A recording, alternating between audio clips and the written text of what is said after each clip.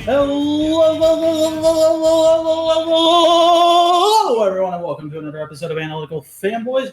I am a boy who's analytical, called the Vacuuminator, and I am joined, as always, by the uncanny Boingo Rider.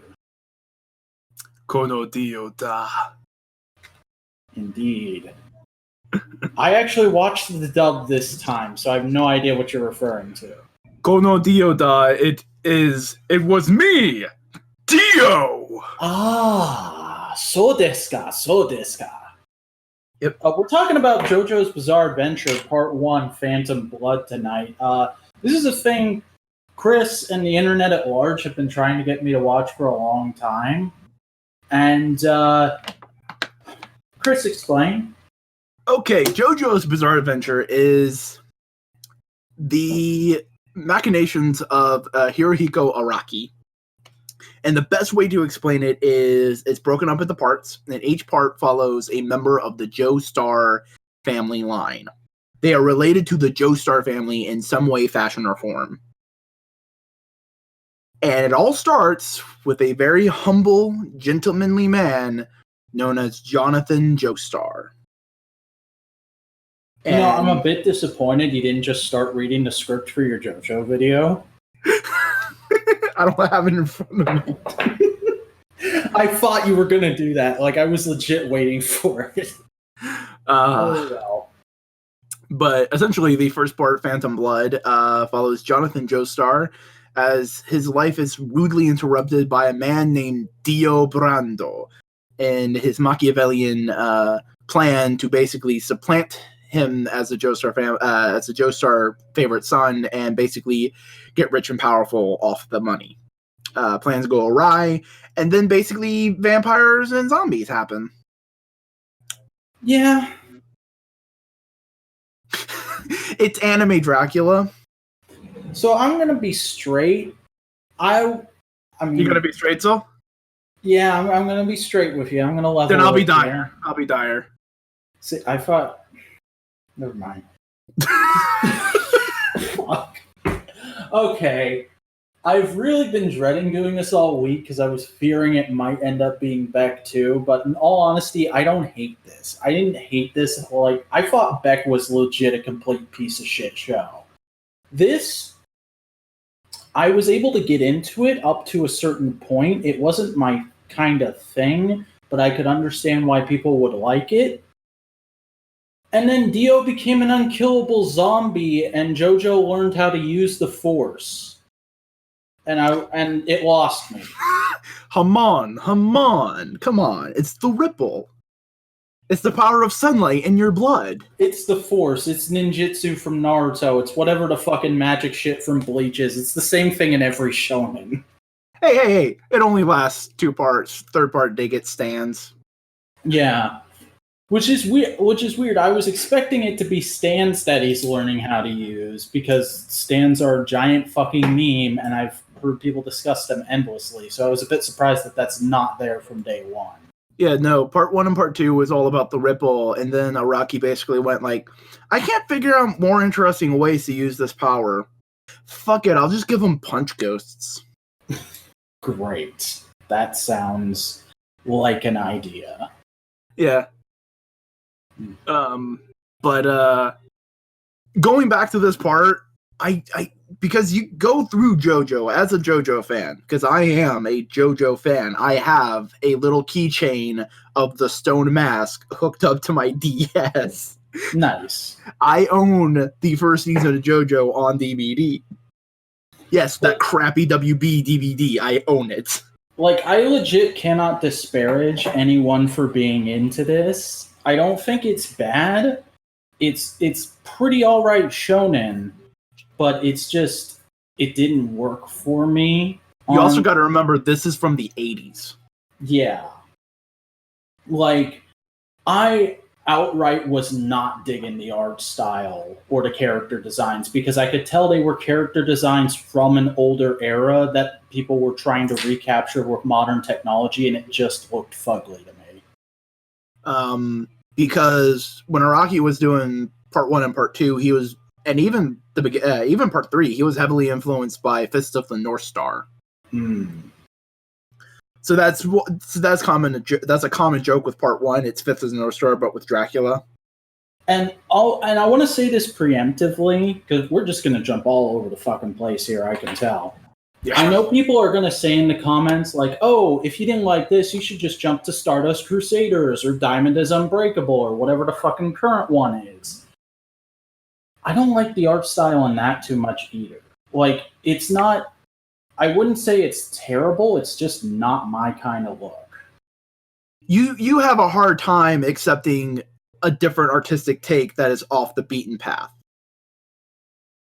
Fair, but I also liked Ping Pong the animation, so I wouldn't say that's like universal. It's just this artistic look does not work for me. I don't like the sharp, very brightly contrasting neon colors overlaid on everything, and the hard lines don't really gel that well for me. Plus, when you get to a certain point in the show, JoJo's body looks enormous compared to his head, and it was really uncomfortable to look at for me. I can get that. I mean, part 3 really...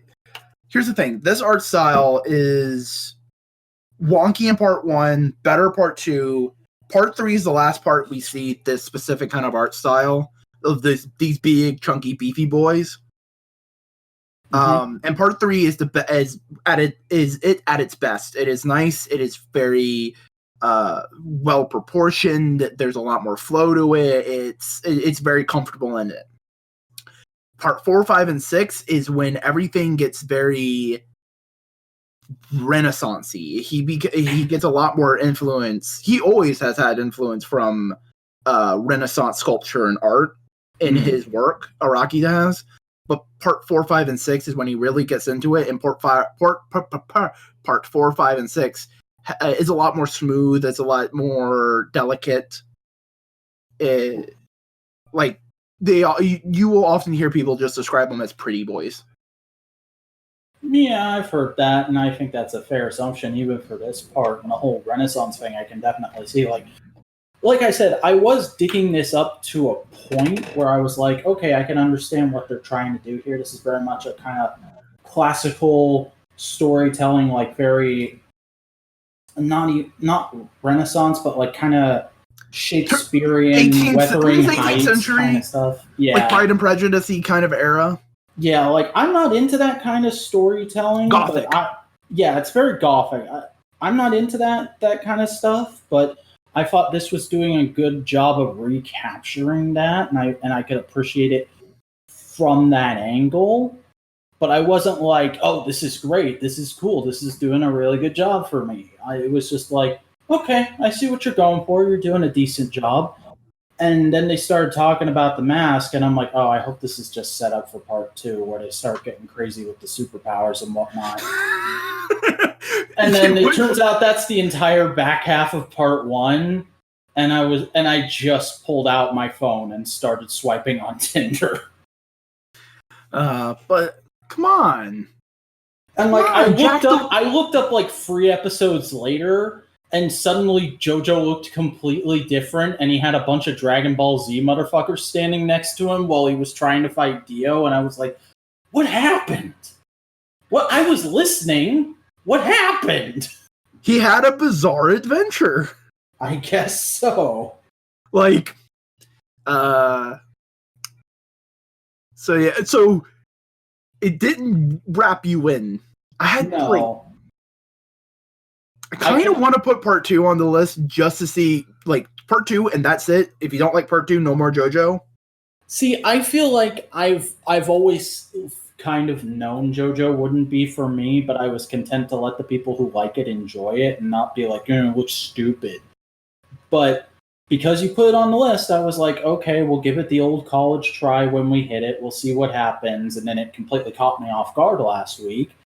But I went ahead and I gave it the old college try, and it wasn't exactly for me. So now I know, and knowing is half the battle. G.I. Joe is a better franchise. Fuck off with that nonsense. Fuck off with that genuine nonsense. G.I. Joe wishes it has half the creativity of JoJo. Yeah, if it did, it'd probably still be around. But like, so basically, I kind of alluded to it. Dio finds a stone mask and he puts it on, and he becomes a vampire. Yeah. He puts it on as a last resort when JoJo confronts him about poisoning, I guess, their fodder at that point. Yeah. And the fucking cops just shoot Dio, just gun him down like the American paradise we all know we want to live in. And he falls through a window, and they're like, "All right, that fucker's dead. Let's send Dad back to bed, and we'll get a coffin out here." And then his body's just gone, and they're like, "What the shit?" And then there's this amazing, epic fight to the death between him and JoJo in the mansion as it's burning down. And that was really cool. I wish that had just been the climax of this part, honestly.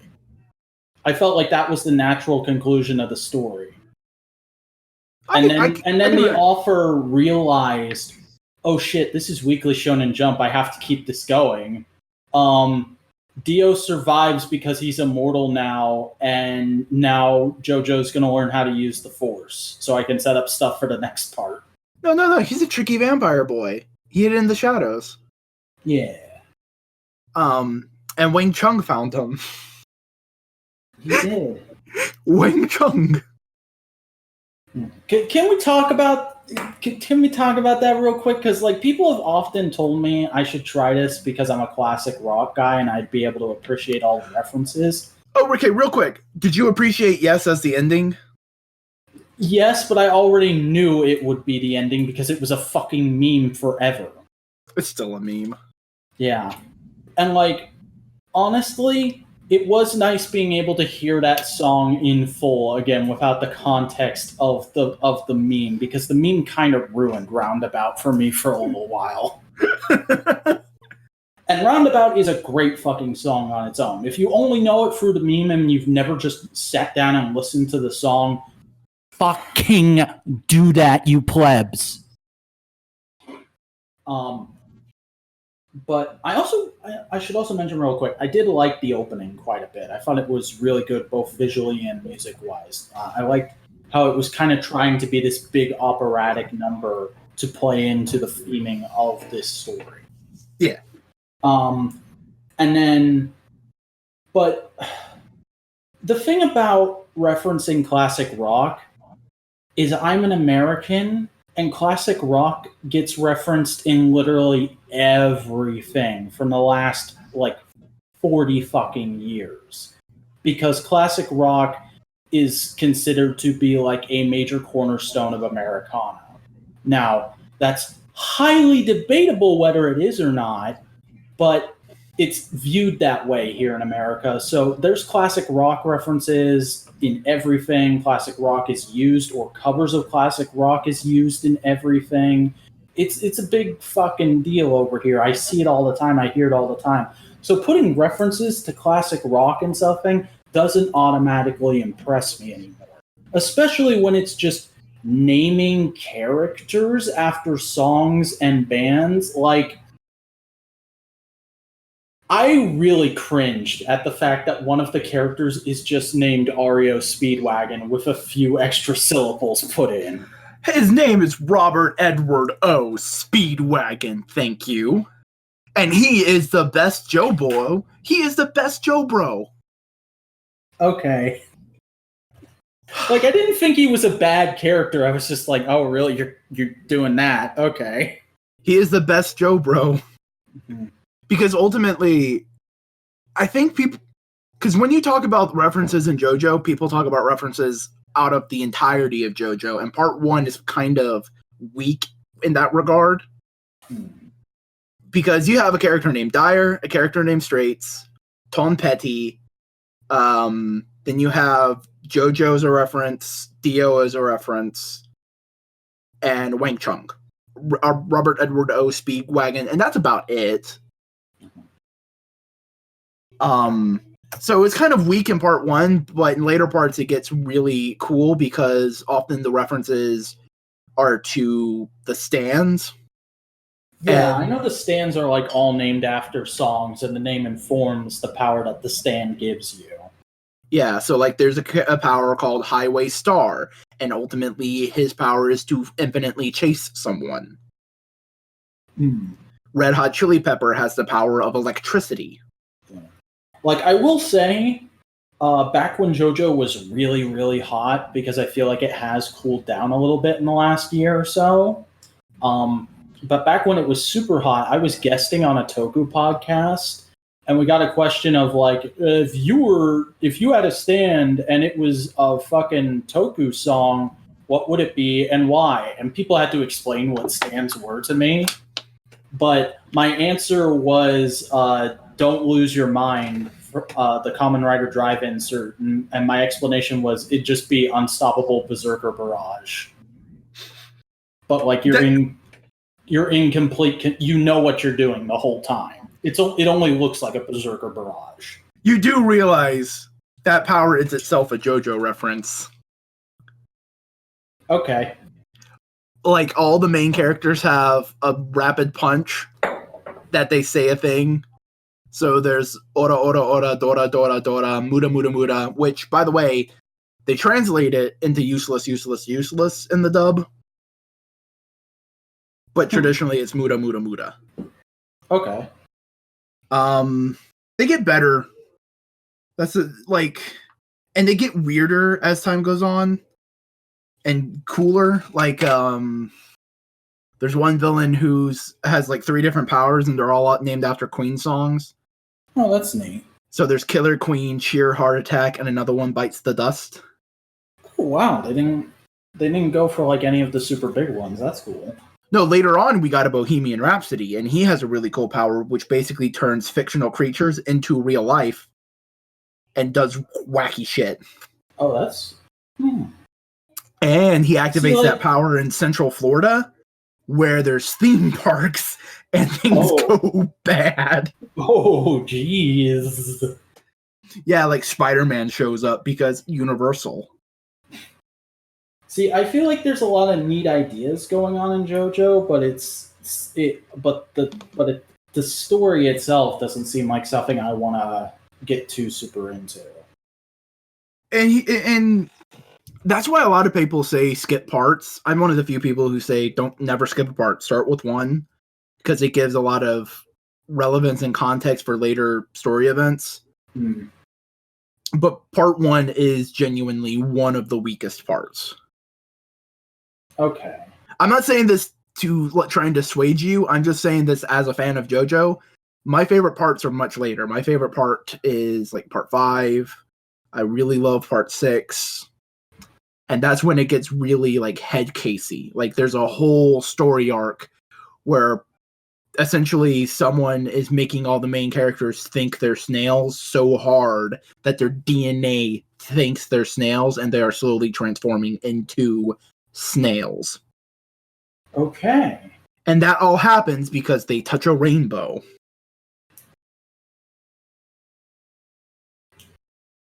That's also the same part with a stand that makes invisible zombies named Limp Bizkit. Because of course. Yeah, like JoJo is definitely something you gotta have the right kind of devil-may-care attitude to storytelling and context. It does strike me as a very Boingo core thing. You're gonna will that into existence, aren't you? I am. That's gonna be the first modular media meme, is Boingo core. But I genuinely love part 1. Part 1 is really good. By the way, out of all the things we've discussed so far on the show that I can think of that would also be Boingo core, King Gizzard and the Lizard Wizard is the first one that springs to mind. Yeah, I would not hazard a bet that if Araki was ever introduced to King Gizzard and the Lizard Wizard, he'd name a stand King Gizzard and the Lizard Wizard. Mm-hmm. It would be an amazing stand. That is now one of my goals in life, is to just meet... To introduce him to King Gizzard and the Lizard Wizard? You're gonna fly to Japan and play one of their albums for him? And just go like, hey man, listen to this shit. And you go like, fuck yeah, man. Why the fuck are you in my studio? Because I want to be in Lucky Land, which is the name of his studio. All right. Yeah, no, he throws references to that in every once in a while. But, so let's go through the characters. What do you think of Jonathan? He's a good boy. He's definitely not the best boy ever, but he's a solid boy. Also, I'm going to open my second beer of the night, and I don't have any more beers, so don't get worried. No, Jonathan's great. He's respectful. He's understanding. Mm-hmm. And he's a proper lad to his lady friend.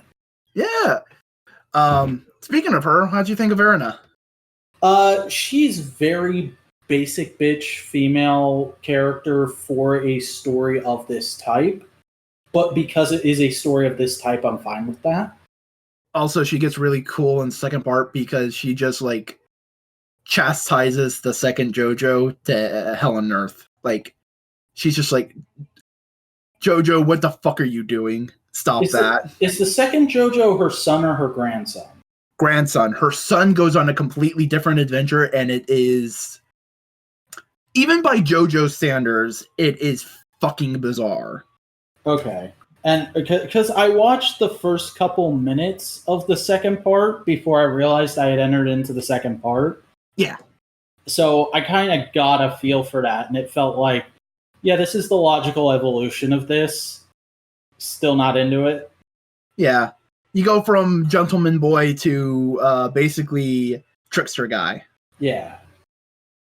But he's a great trickster. He's one of everybody. Like, everybody loves that character, that JoJo, that Joseph Joestar. All right. But let's talk about the best Joe bro. Fucking Robert Edward O. Speedwagon. He was pretty cool. He helped out a good bit. Even Speedwagon's afraid. I like how he chose to just be JoJo's fucking butler, apprentice, super best friend guy on a fucking whim. And JoJo was just like, alright, whatever. I guess I have this dude following me around now. Hey, he didn't just follow on a whim. He followed because he saw JoJo's expertly, gentlemanly prowess and how he treated even the ragamuffins of London with respect. So much so that he basically founded an entire company just to follow the Joestar family line around and help them out. Oh my god. Wow. Yeah, legit.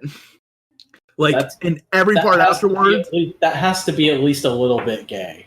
Like, I'm not judging, but that has to be at least a little bit gay. No, there's a lot of people who do a lot of queer theory with JoJo, especially because if you look at the variety of character outfits, it's kind of hard not to for some people.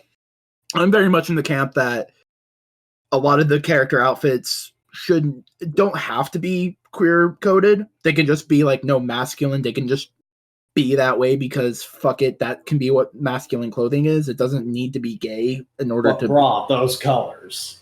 Yeah, but I'm not saying that there isn't. And Robert Edward O. Speedwagon's like one of my favorite examples. Is like there is an undying love there that is very complex to the point where it's hard to read it just as like brotherly love. Mm-hmm. It's like Sherlock and Watson. Classic Sherlock and Watson, not Sherlock and Watson. No, I'd say both, but I'm also one of the people who's like, well, I can understand why you see them as being gay in that show, but I don't think it's that way, and it's probably not intended to be that way, but whatever. Yeah, but like Robert Edward O. Speedwagon's a very cool character and just gets better with age because he shows back up in part 2.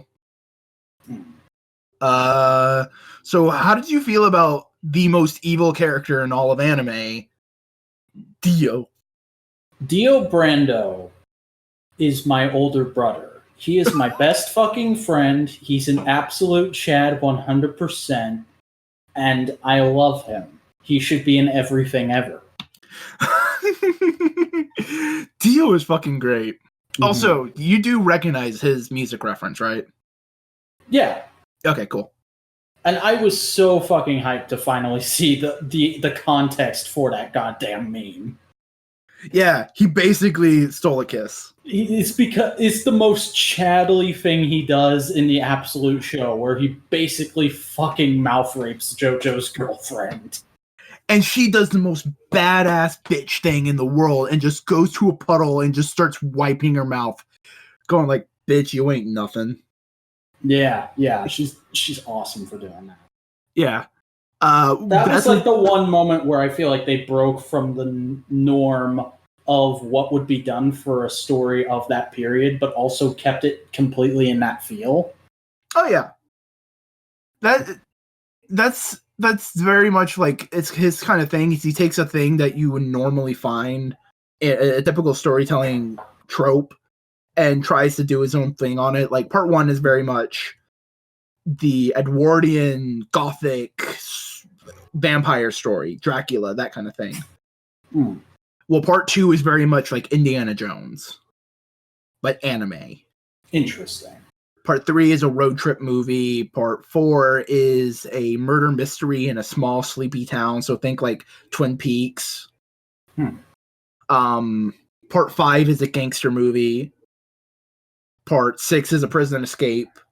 Part 7 is a trip across America, and part 8 is like the Bourne Identity, but with a dude with 4 balls. All right. They explain the 4 testicles. All right. But Dio is one of the best fucking things ever.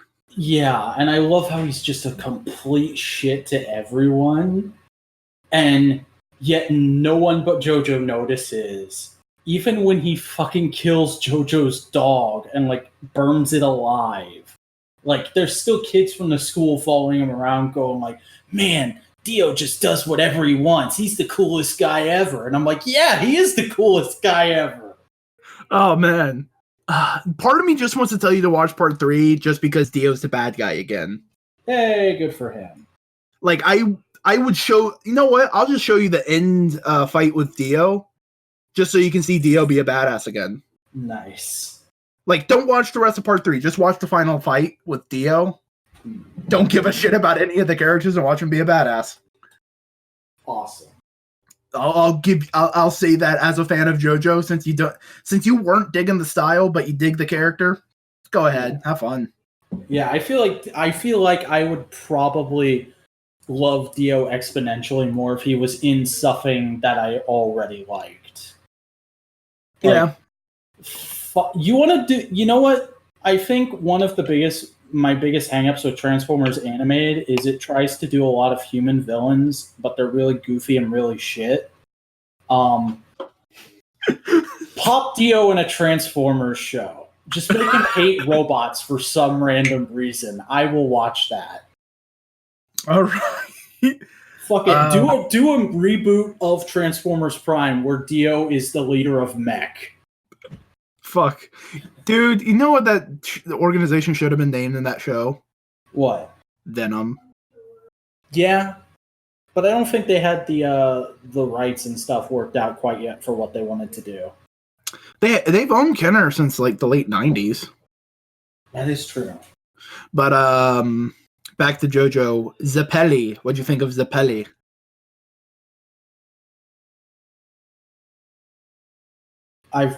You've run out of character names I remember. Zeppeli is the dude with the mustache and the top hat who taught JoJo how to use Hamon. Yeah, he ticked me off because he was I felt like he was really out of nowhere, and he served nothing except to teach JoJo how to use his superpowers and sacrifice himself. Yeah.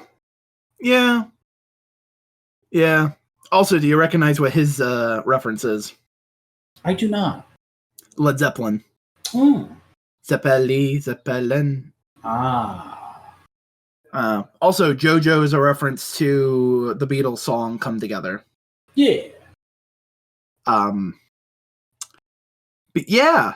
The best thing I can think of would be go through some of the basic parts. So you like basically up till the Hamon happens, which is Dio comes into JoJo's life. They have a tussle as kids. They both Dio goes like, shit, I can't do this anymore. JoJo's actually pretty tough. He waits it out for.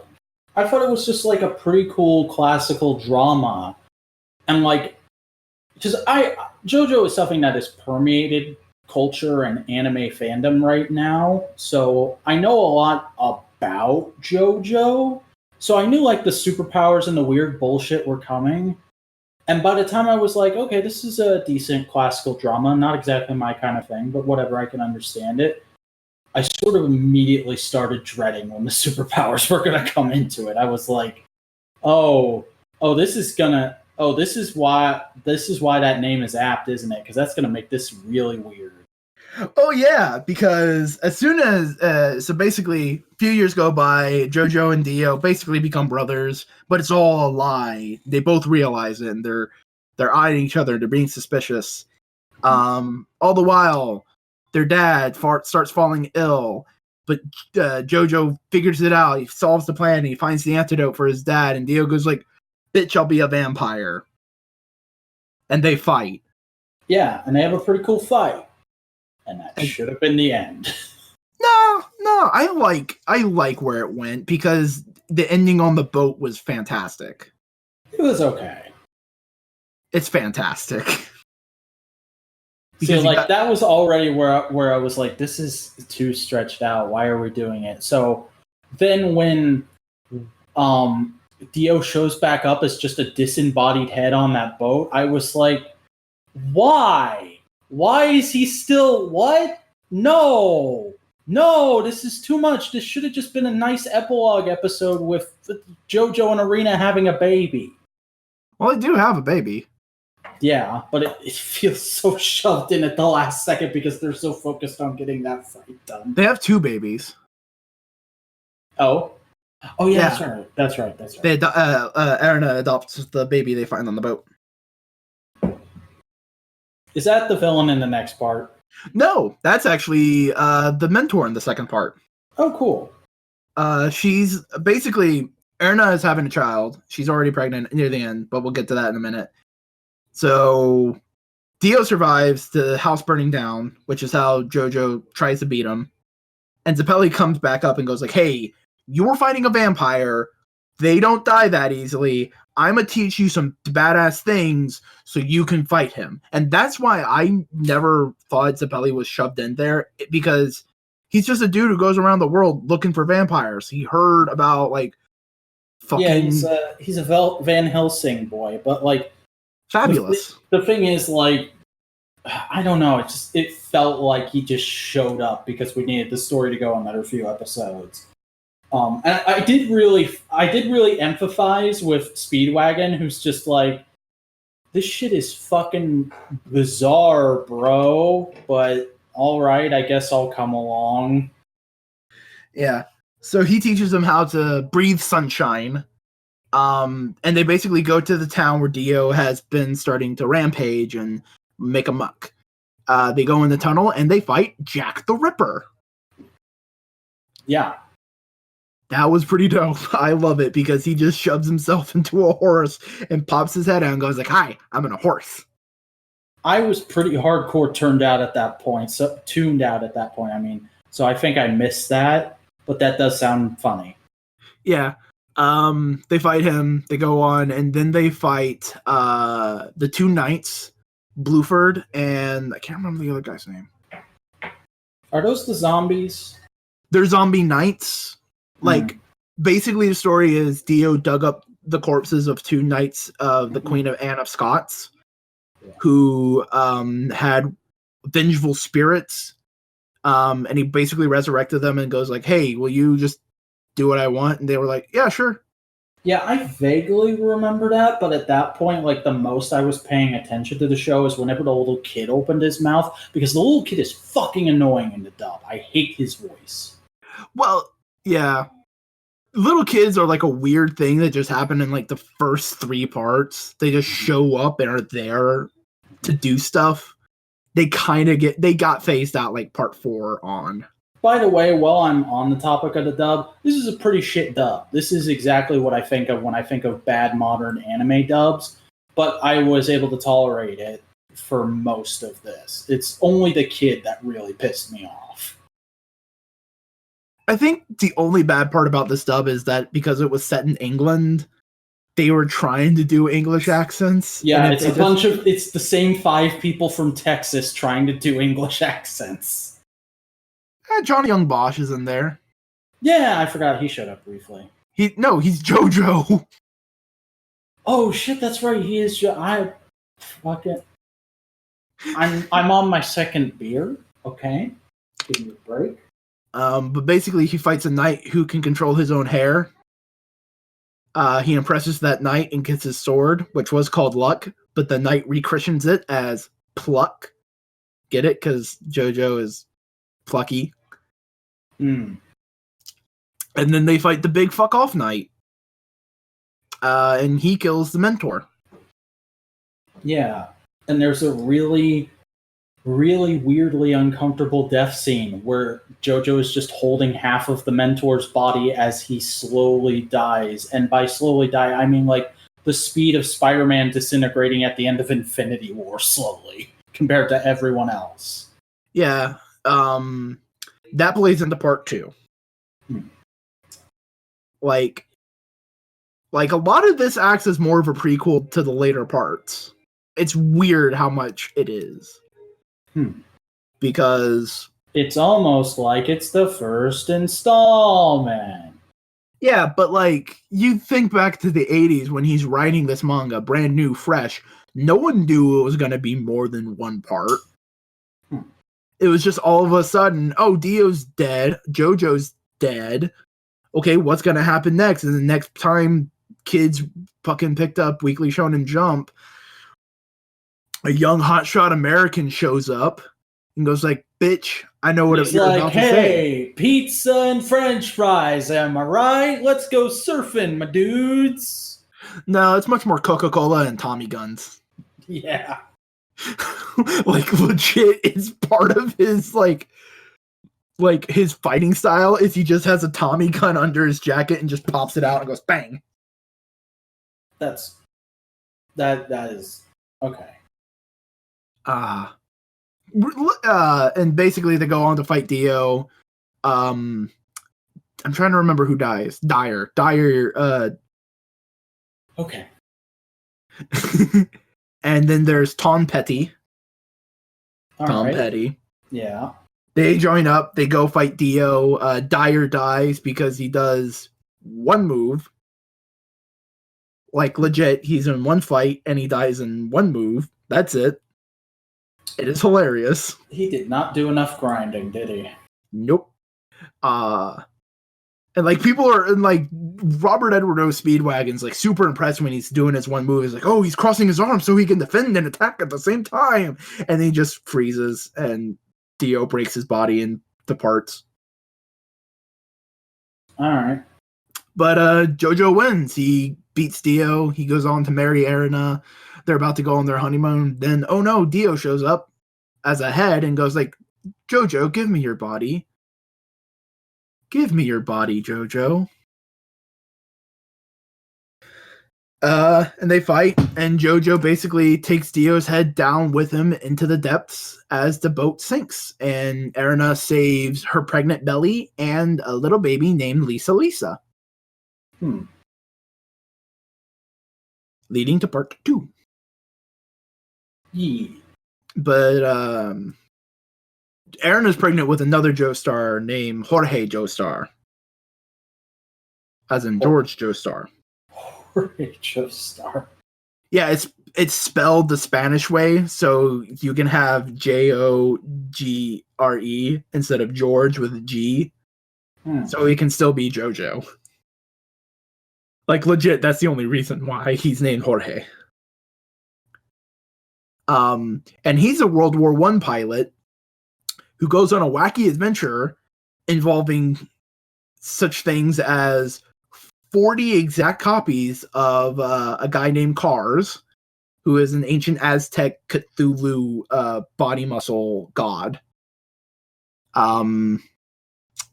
and some dudes named Funny Valentine, Funnier Valentine, and Funniest Valentine. Funniest Valentine is the son of Funnier Valentine, and Funnier Valentine is the son of Funny Valentine. I see. And Funny Valentine has a stand called Dirty Deeds Done Dirt Cheap. Okay. I'm just letting all of it wash over me at this point. Oh, man. Oh, it gets even better. Because localizers are afraid of copyright with JoJo, they change some of the names to different things so they don't get in trouble. Dirty Deeds Done Dirt Cheap is often localized as irreparable acts done at a reasonable price. And see, here I was planning to introduce this episode by saying this week we're talking about Georgie Joseph's unusual escapades. Little did you know that would be a JoJo reference. Mm-hmm. Question: now that you've seen at least one part of JoJo, do you understand any more JoJo references? Like that you have seen in the past? Do you think any of them you go like, oh yeah, no, that is a JoJo reference. I understand that now. Probably not. It's just I feel like I have a better understanding of the two big memes. You know, it was me, Dio, and Roundabout ending. Yeah. The to be continued. Mm-hmm. There's another big one, which is Rodarola, which is from part 3. Which is Dio still. He's in a fight with Jotaro Kujo. And basically, fun fact, Dio gets a stand. Guess what his stand power is? Taking names and being a cool boy. He can stop time. All right. With his stand called The World. Zawurdo! Yep, Zawurdo. And Zawurdo looks like a diver. And because, get it, Dio, holy diver. Yeah. Basically, he stops time, he grabs a construction rolled roller, and he drops it on Jotaro. By the way, for people wondering how I knew it was pronounced that way, even though I haven't seen that part of JoJo, that's the name of a Super Sentai character, Juo Zawurdo. Yep. And that's just how Japanese people pronounce the world. Yeah, so that's what I was referencing. And since that show came out, what was it, 2-3 years ago? It's probably a JoJo reference, right? That's how things work now. Everything's a JoJo reference. Here's the thing. If you think it's a JoJo reference, 9 times out of 10, it's a JoJo reference. The other 1 out of 10 times, it's a Persona reference. And even then, Persona is a JoJo reference. I hate the internet. Oh, no, you should just hate anime, because JoJo is that influential. But that would mean I'm doing the popular thing that all the popular kids do, and I'm not popular. Yep. But JoJo is just fantastic. I love JoJo. Oh! I just did a really disgusting thing with my mouth. Ignore me for a minute. Oh, man. Off the rails. I'm not even drinking hard liquor tonight. What's going on? You're being attacked by an enemy stand. What's the stand? Boozy podcast boy? No, there's a stand that would do something. Okay. There's a lot of goofy ass stands. Like let's see. That surprises me a whole lot. Oh no, there's a stand called Superfly. It's basically a giant sentient power tower. That if you step into it, you become trapped in there and you cannot leave. Unless someone else steps in your place. Then you have Love Deluxe, which is hair that can move. You can control your hair. That sounds like if there was like a fast food place That's a whorehouse. That sounds like that would be like one of the most popular items on the menu. I'll have a Love Deluxe, please. Let's see. There's I'm trying to think of some interesting ones. There's Marilyn Manson. I was just looking on Google Images to try and find something to use as the release image for the podcast, and this is probably going to be it now since I'm saying it. But this is the exact moment when I looked up after having tuned out for 3 episodes and was like, what are all those DBZ motherfuckers doing there? What's going on? I don't understand anymore. The front guy is Ton Petty, the guy with blonde hair, and the flat top is Dyer, and the other guy is Straitzo. And our precious, precious boy, Robert Edward O. Speedwagon. Yeah, he's the only remotely normal-looking one there. Everybody else looks like they're out of Dragon Ball Z. I mean, wouldn't it be more Dragon Ball Z's ripping off their armor? Mm-hmm. Because this, remember, came out in the 80s. And DBZ didn't really start being Z until like the 1990s? Early 90s? Like 90, 91? You forget how old Dragon Ball is, because in America, it started coming out in the 2000s for us. Well, I think of Dragon Ball as a 90s thing, because everybody I know, except for you who's into it, is a 90s kid, so... And like DBZ is also, well, DB in general is one of those things that's also like, I understand this, I appreciate it, I don't think I'll ever be into it. Like it's JoJo, DB, Yu-Gi-Oh, and Sonic that are like the 4 big media franchises that I can understand and appreciate, but I don't think I'm ever gonna be into them. Could you just not, or do you have a hard time getting into like, you may just have a hard time getting into like 80s and early 90s shonen properties, because technically Yu-Gi-Oh is much older than we think it is. That's possible, but we'll be talking about a thing later on in the show that I've been watching over the last couple of days that is a shonen property from around that time. Are you talking about Hunter x Hunter? Yeah. That's late 90s. His early 90s property was Yu Yu Hakusho. I've not seen Yu Yu Hakusho. I should put that on the agenda. I really enjoyed Yu Yu Hakusho. It is pretty good. I have heard good things. This is now an episode of the Nerd Crew. We gotta clap. We gotta clap for Yu Yu Hakusho. I don't get the reference. It's very cool. So any more gushing you want to do before we move on to what we've been up to this week? Straitzo does some dope shit in part 2. Like, here's the thing about it's like, you need to watch part 1 of JoJo to truly appreciate and understand JoJo. Mm-hmm. But you don't need to watch part 1 to understand and appreciate JoJo. Like, it is very much a Schrodinger series, because you can pick up a lot of the stuff, a lot of the subtext, and sometimes it's even more powerful if you don't already know. And like, in part 3, you just have Joseph Joestar as an old man tell his grandson, yo, my grandfather did some dope shit against this vampire dude, and he's back, and we gotta fight him. Like, that's powerful. It's like, oh shit. That's nice, Grandpa. Take your pills and go to bed. Also, all the Joestars are like rich people, kind of. Yeah, because fucking JoJo's got that old nobleman's wealth in this. Yeah, it slowly disappears in like a realistic way, because part 1, he's like a aristocratic Englishman noble kind of dude. In part 2, they still got some money, and Joseph goes into real estate, and becomes a real estate magnate in that way. Part 3, you have Jotaro Kujo, who is the grandson of Joseph and the son of a jazz musician who's traveling the world. Nice. And he becomes a marine biologist. Very clean. Part 4 is Josuke Higashikata, who becomes a cop in his local hometown.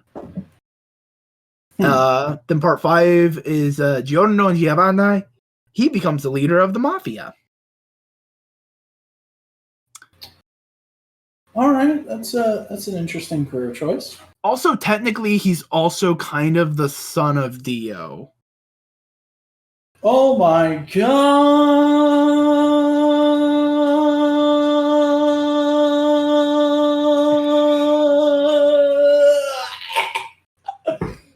Because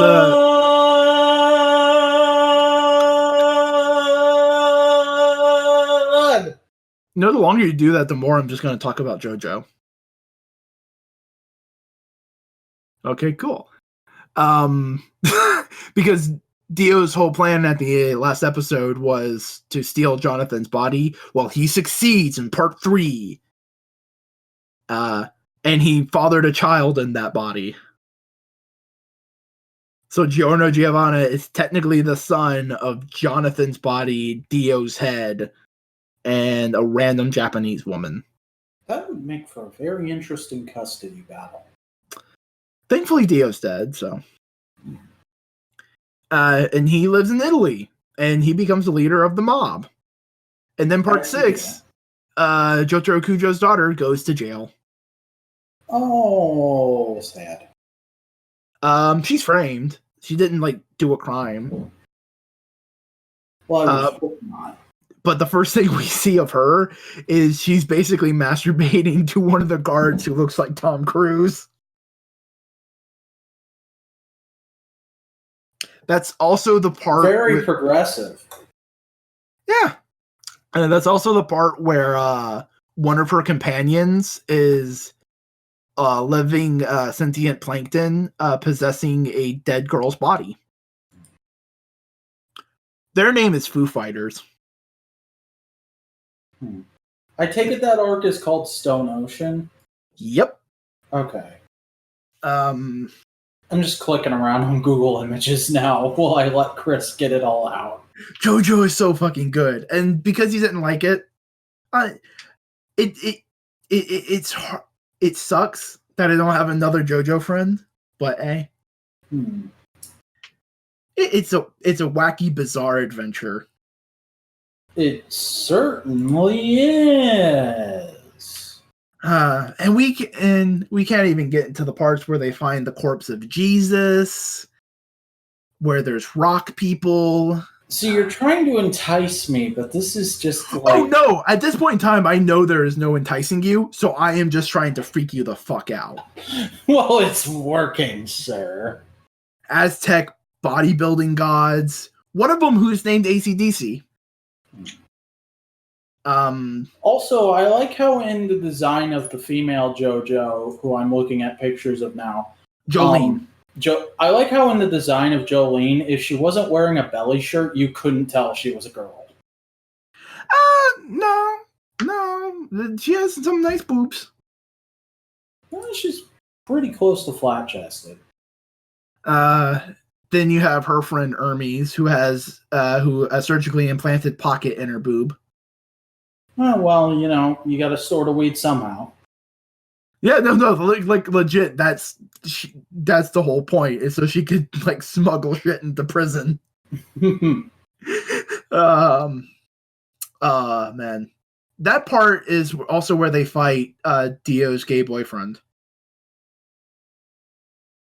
All right. Yeah, Rinchi Pucci, who is a priest who wishes to accomplish Dio's goal of restarting the universe and becoming a god. So that's Dio's goal. In part 3, yes. Okay, I was gonna say that's he must be playing a long game there because that's not very evident at this point. Oh yeah, no, he spends 50 years in a coffin just doing nothing. He has time to go crazy. So when he gets out in part 3, he tropes around the world and he goes hey shit, if I speed the universe up in a certain way, I can do anything I want. Because that works in this universe somehow. And he dies, but Pucci goes shit, I really loved Dio. I want to accomplish his goal. Let me do it by making a green baby.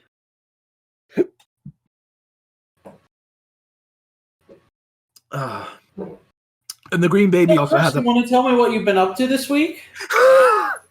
Sure. All right, let me get my fucking phone first because it's in the other room charging because I broke my phone last week and I had to wait till this week to get a new phone. I've been setting it up all night and it took for fucking ever and I ran the battery down. Technology is a pain.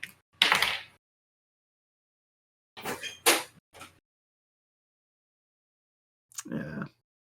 Still sucks they didn't like JoJo. I figured with him liking tokusatsu that gets weird. JoJo isn't that far off, honestly. Especially because he takes great pains to explain every little detail. That's why he has characters like Robert Edward O. Speedwagon explain details.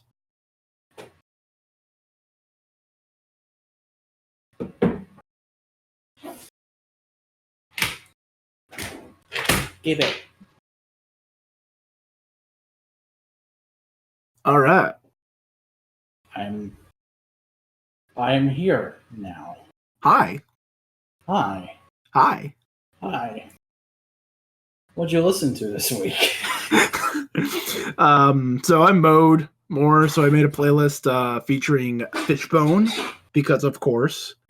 I like how you had to add more onto there as if mowing isn't already a thing people have to do regularly. I'm just saying, I mowed. Fuck you. But I mow as well. I'm not disparaging you for your physical activity. Be Like Max, The Pillows, which I found out they have some songs on Spotify, and SMN, which has an album on Spotify. So that was pretty dope.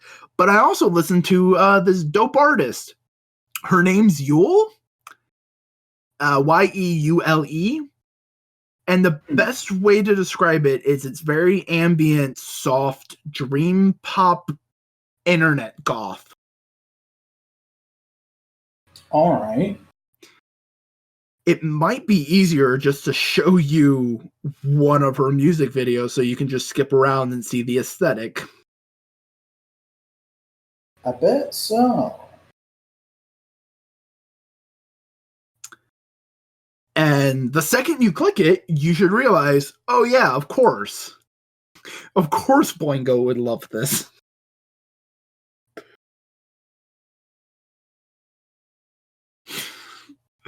Okay, this is very Boingo core, but this is also very 2012 to 2014 Simeon core.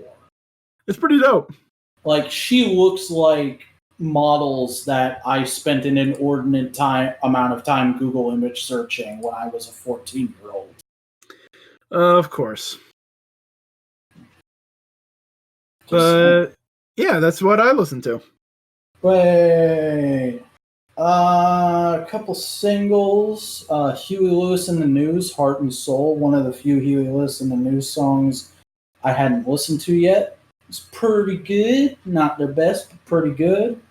Cult of Luna, Back to Chapel Town. I literally don't remember this at all. So it probably wasn't that good. Then, because our boy Todd in the Shadows did a video on them this week, I went on a huge, well, not huge, but I listened to, I got on a kick for the New Radicals and listened to their one album that exists because they broke up right after their first hit. Because they managed expectations, which is always a good thing. They're pretty good. I don't think people talk about the other songs aside from their big hit quite enough. They did some good shit, and I kind of wish they'd stuck around for a bit. But oh well. Yeah, I think the Rock Critic did a whole video on them. Nice. I'll have to look that up. And then I finally fell down the synthwave hole. Yep, that tends to happen. And I've listened to about 20 different synthwave compilation videos this week, which is very unusual for me. I'm not a big music guy, but I just got on the kick because I discovered, because for a long time, one of my favorite albums has been the Tron Legacy soundtrack by Daft Punk.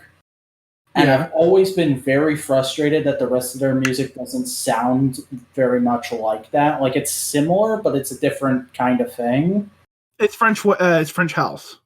Yeah. And I've always Until like been their new album, which is where's disco. And I've been like, where is there more music like their Tron Legacy soundtrack? That's one of my favorite albums ever. I love that sound. And the closest I've ever gotten is Churches. Churches is very close to that sound, but if that sound was actual music with like lyrics and shit. And I like Churches a lot, but it still wasn't exactly that itch. Turns out all this time I was just looking for synthwave. Yeah. Synthwave is officially my favorite genre of music. Send me all your synthwave compilations. I will subscribe to every synthwave artist. Just fuck me up, bro. Just fuck me up. I guess I need to start getting you into vaporwave now, don't I?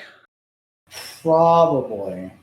It's like synthwave, but instead of being in a Lamborghini and a mid-'80s poster, you're in the middle of a dilapidated mall in the 90s.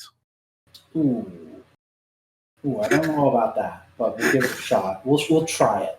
We'll take a little nibble. We'll take a little JoJo Part 1 size nibble. And it wasn't the Rock Critic, it was Rocked. All right. Blah, blah, blah. One other thing I did listen to a podcast this week that I'd highly recommend to everybody, or at least I just really want to talk about. Is it Modular Media Wrestling Podcast? Also on this channel, and you can listen to it right now. Yeah, bro. What a great plug, bro. Oh my god, that's the best podcast ever, bro. I got so fucking wasted for that shit, bro. You know that's the most turn hype thing ever, dude. Sorry, I had to. It just made too much sense to plug it right then. Well, at least it's not me trying to plug the now officially dead forever movie and reviewing. Oh, okay.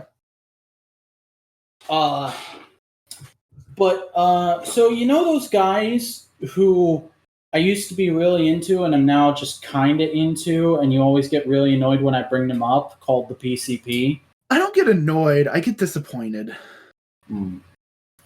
Well, the last BronyCon was a couple weeks ago. The last BronyCon ever. They're not doing another one because My Little Pony Friendship is Magic is on its last season, and I think the last episode might actually be airing this week. And they all went to it because they kind of most of them got their internet start in the My Little Pony fandom, so they felt like we kind of have to go even though we're not pony creators anymore. And that was when I got into all of them. I've been following them since the Brony days. I found them through Tom Oliver, and I found Digibro through him, and I sort of slowly metabolized all the other ones. Because at the time, much like Mr. Tom Oliver, I was very Brony curious. I was like, well, this is a thing that a lot of people like. Maybe I should give it a look and see what it's about, and maybe try and get into it if it's actually good, in my opinion. And there was a brief time where I was a My Little Pony fan. It did happen. I haven't watched the show since around the time they stopped watching the show because they were the only people I was watching who were watching the show and talking about it. So it's just kind of like a, what do you call it? A correlation, I guess, would be the best word. Causation? Yeah, causation. Of like, they were watching it, so I started watching it, and then they stopped watching it, so I stopped watching it. But they went to the last BronyCon and they did a whole big podcast about it. I think it's actually, as of this recording, the latest episode of the PCP. And it was one of the most cathartic listens I've ever had because it's episode 72. And episode 71 was all the people who didn't go and are in the group talking about why they didn't go. And then also Digibro went on like an hour and a half long tangent about making t-shirts and how people should just be selling ones that they make themselves instead of going through shirt sites because he's a fucking autist. And that was really interesting, just getting to hear their reasons of, like, one of them didn't go because he has, like, really bad back issues and can't travel right now. The other one didn't go because she never goes to any of the convention meetup things they do, and she just, it didn't happen.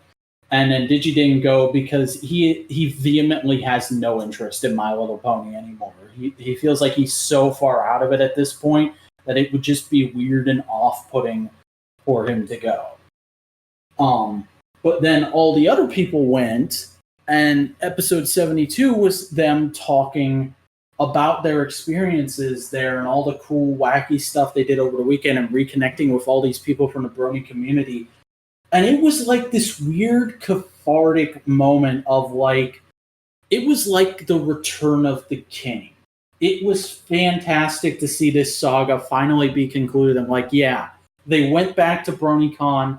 They made peace with all these people who they kind of burned bridges with when they left the Brony fandom. And now we've got closure, and it's all cool and copacetic. And I don't know. I had a really nice experience listening to that today. That was really cool.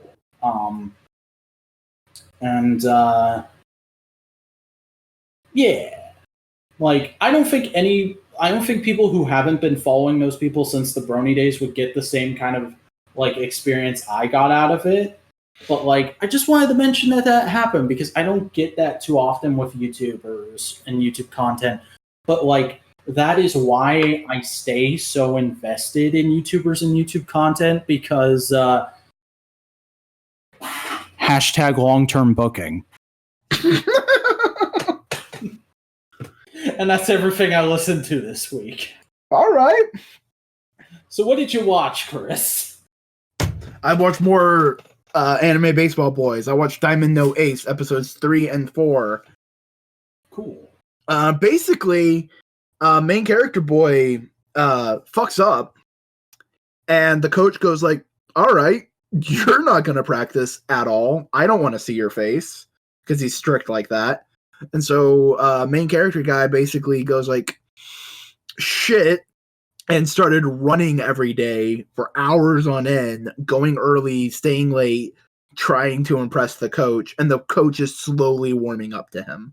Like a proper man. Yeah. And the whole reason this happened was his roommates who are second years convinced him to stay up late, and then they didn't wake him up like dicks.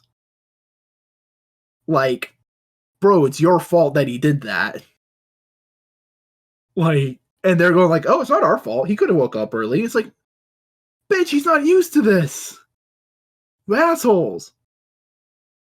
But you meet the catcher dude that he ran into in the first 2 episodes, and he's like, oh man, just sneak in there. I've done it before. And so while the main character's sneaking, the catcher boy is like, hey, coach, he's late! Wow, and at least they get their comeuppance because the coach notices all that's going on, and he says like, all right, main character, you're not practicing for like ever because I just don't want to deal with you. Because you were late, and this is a very important, prestigious high school for baseball. This isn't the time and the place to do this kind of stuff. So you go run laps, and like the catcher guy and his 2 roommates are going like, he's had to run laps, and he goes like, and his roommates who didn't wake him up, you go run laps, and the guy who snuck in while he was distracting everybody, you go run laps, and they're like, shit, damn, yeah. But essentially, main character guy goes like, no, I want to practice as a pitcher. And the coach throws a ball from home plate all the way like 400 yards. Like a long fucking way. It's a long 400 meters or something. Like a long fucking way. And says like, all right, if you can hit the fence all the way over there, I'll let you pitch. Because that means you are that good of a talent that I cannot waste you. And the main character goes like, I could fucking do that. And he throws his ball. But here's the thing. The way he throws a ball, it gets fucky. Like, that's part of the reason, like, the lady scouted him. Because the way he throws a ball is it's straight for a good long while, but then it will just start curving. But he doesn't know this. He just knows that he's pretty good at pitching. He doesn't know why, though. So he throws the ball, and it's about to hit the fence, but then it starts curving away. So he just basically made it so he essentially will never practice as a pitcher while that coach is there for right now. So you get all that. They go on a game, and anybody who's not playing in the game gets to go and watch. But he stays behind because he goes like, no, this is my one time I can practice with a ball because the coach isn't here. And so he takes advantage of it and is like, yeah, fuck yeah, dude, be on the ball. So it's really just setting up his position in the team for right now for later. Nice. So, have you heard of Good Eats? Oh, you've already watched it? I've watched the new episode. It's so good. I just saw that Food Network put it on YouTube literally while you were talking about JoJo earlier and popped it in my watch later playlist. Oh no, I watched it on their website, which was uploaded there like last night. Ah. Good Eats. Oh man, it's so nostalgic because I loved that show so much. I did too, and it was one of those shows that I only was able to catch occasionally. Like there would be every once in a while when I'd be channel flipping, I'd see Food Network is going to have 3 episodes on in a row, so I'd stop there. But I never like followed it. You know, it was one of those shows. Yeah, well, there's not really a storyline. It's just more of like Bill Nye, but with food. Yeah.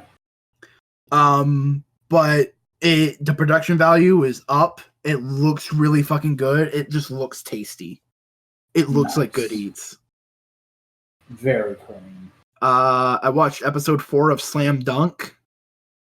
Like many sports anime, main character fucks up and he has to break it and he has to fix his fuck up. Essentially, the captain of the basketball team doesn't want to deal with him because he's a loudmouth idiot. Of course he doesn't want to deal with him. So, in a very earnest way, the main character basically goes to all the other teammates and goes like, hey, I want to get on his good side.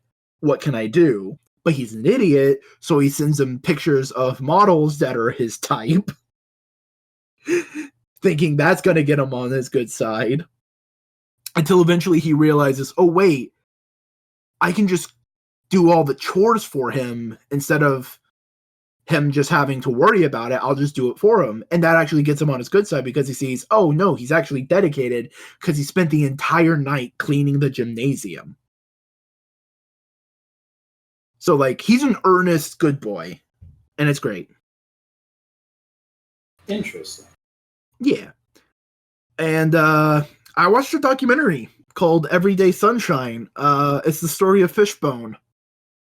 Because here's the thing about Fishbone. They were a band in the 80s. They started in like early 80s. And they were hot on the LA scene. Yeah. So much so that only after like a year of playing, record exec companies were going like, hey, do you want to sign with us? And they were like 18, 19 years old. Wow. So they did, and they got a couple albums, but they never really went anywhere, especially when they tried to do like a single. And it just never really charted, so they were dropped. They got picked up and dropped by a good number of different record labels, and a bunch of shit happened to them. Like, their guitar player went into a massive depressive state, so much so that he went back to his father, who was a cult leader up in Washington. Damn. And like just ran away from the band so bad that the bass player went and kidnapped him, thinking for his own good. And that went all the way to court. Yeah. And like it goes through to some extreme things, and it just really shows all the people in the band and how they try to make Fishbone this big thing. And they have all these interviews from different artists like Flea from Red Hot Chili Peppers, Gwen Stefani, like so many different people from so many different places going like, no, Fishbone is the best. Fishbone is one of those bands that is just so damn good, it's hard to imagine. And basically saying like the world slept on them and it sucks. And a lot of the documentary is about the lead singer, who's always been in the band, and the bass player, who's always been in the band. They are the last two remaining original members.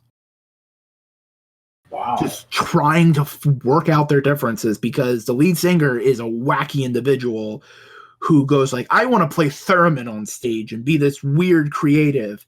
And the other guy's going like, we need to be a rock band first. We need to be able to sell tickets and albums. And I'd like to have some money. Like, the lead singer is walking around in a goddamn sci-fi jumpsuit and a bowler hat. Like, he is wacky. So this is about me and you. Yeah. And there's interviews with other original members of the band, and they're talking, and it's just all about like who Fishbone is and where they've been and what it means for the future. And this documentary was made in 2010, which is right before all the members of the band, the original members, except like the original guitar player who's still processing a lot of shit, rejoined the band. If you go see Fishbone right now, all but one of the members of the band are the original ones. Interesting. And they've been playing music since they were 18, 19 years old. What a bunch of good boys. Yeah. And it's really all cool, and it's also like very interesting because Fishbone is, all the members of Fishbone are black. Which you don't often see black rock musicians. Like, yeah. you get a couple bands, you get like Living Colour, you get Bad Brains, you get Slash, who I think is half black. But you don't get a ton, and especially you don't get a ton of punk rock, which is what Fishbone kind of usually lines up into. So it's really kind of cool to see them process the fact that they play music that not a lot of people who look like them really appreciate. And so it's just kind of go like, hey, can you just appreciate what we do and support us instead of just looking at us like we're weird because we don't play music you normally listen to? Yeah. And like a really famous funk musician said their music was too white for black folk and too black for white folk, which really kind of hampered them. Because if they were able to like bust out their hits, their big major hit songs in like the early 90s, alongside like Red Hot Chili Peppers and bands like that, they would probably be talked about a lot more. I really love Fishbone. They are now like one of my favorite bands. Nice. I watched episode 6 and 7 of Gundam. How's that going for you? Ooh, it's so good. Gundam is so good. Like, I'm really enjoying it. They're now in a really weird part. They're back on Earth technically, but right now they're in Xeon controlled area of Earth, so they're having to be really sneaky and careful. And a bunch of old folks are going like, "Can you just put us down on Earth?" And they're trying to explain, guys, we can't work. We just can't. It's not safe for us to land. And they're going, but we just want to be on Earth now. Can we just be on Earth? It's like, bitch, can you just wait a week? So that's really cool.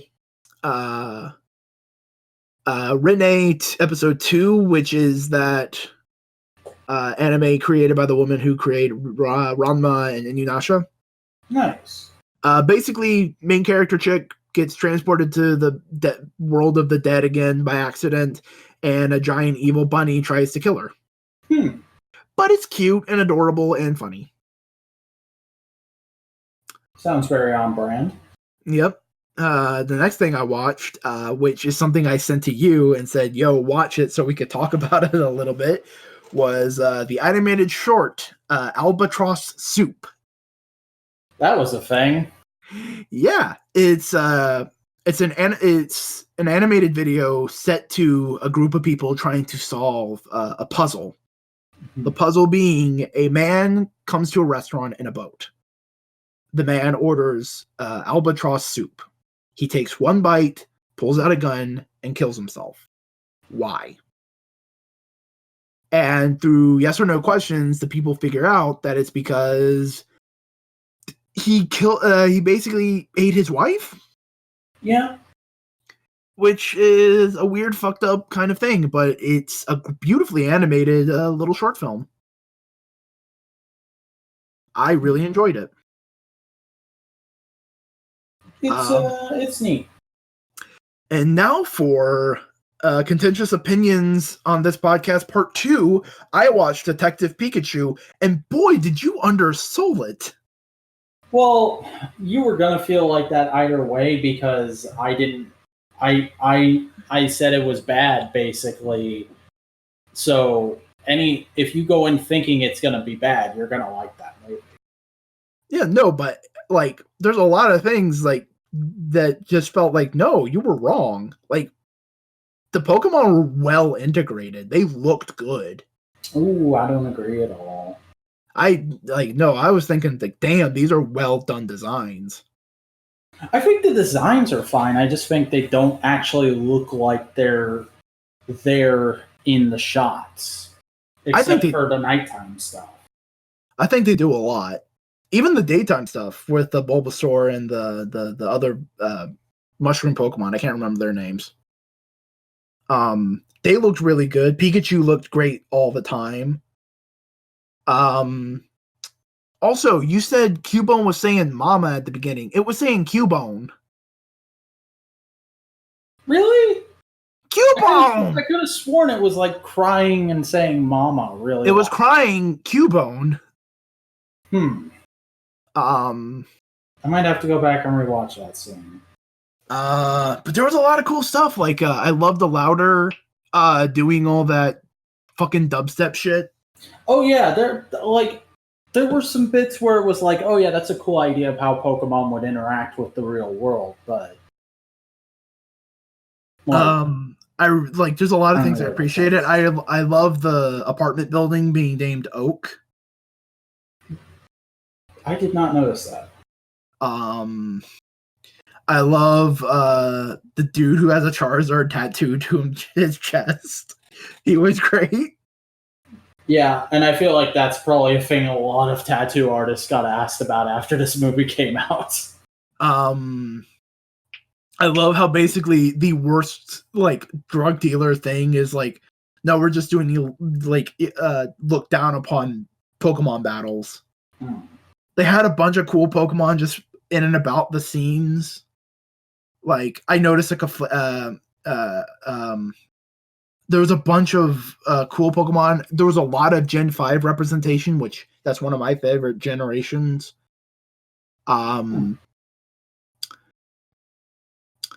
Also, you said that they didn't really do Pokemon cries. They did a ton.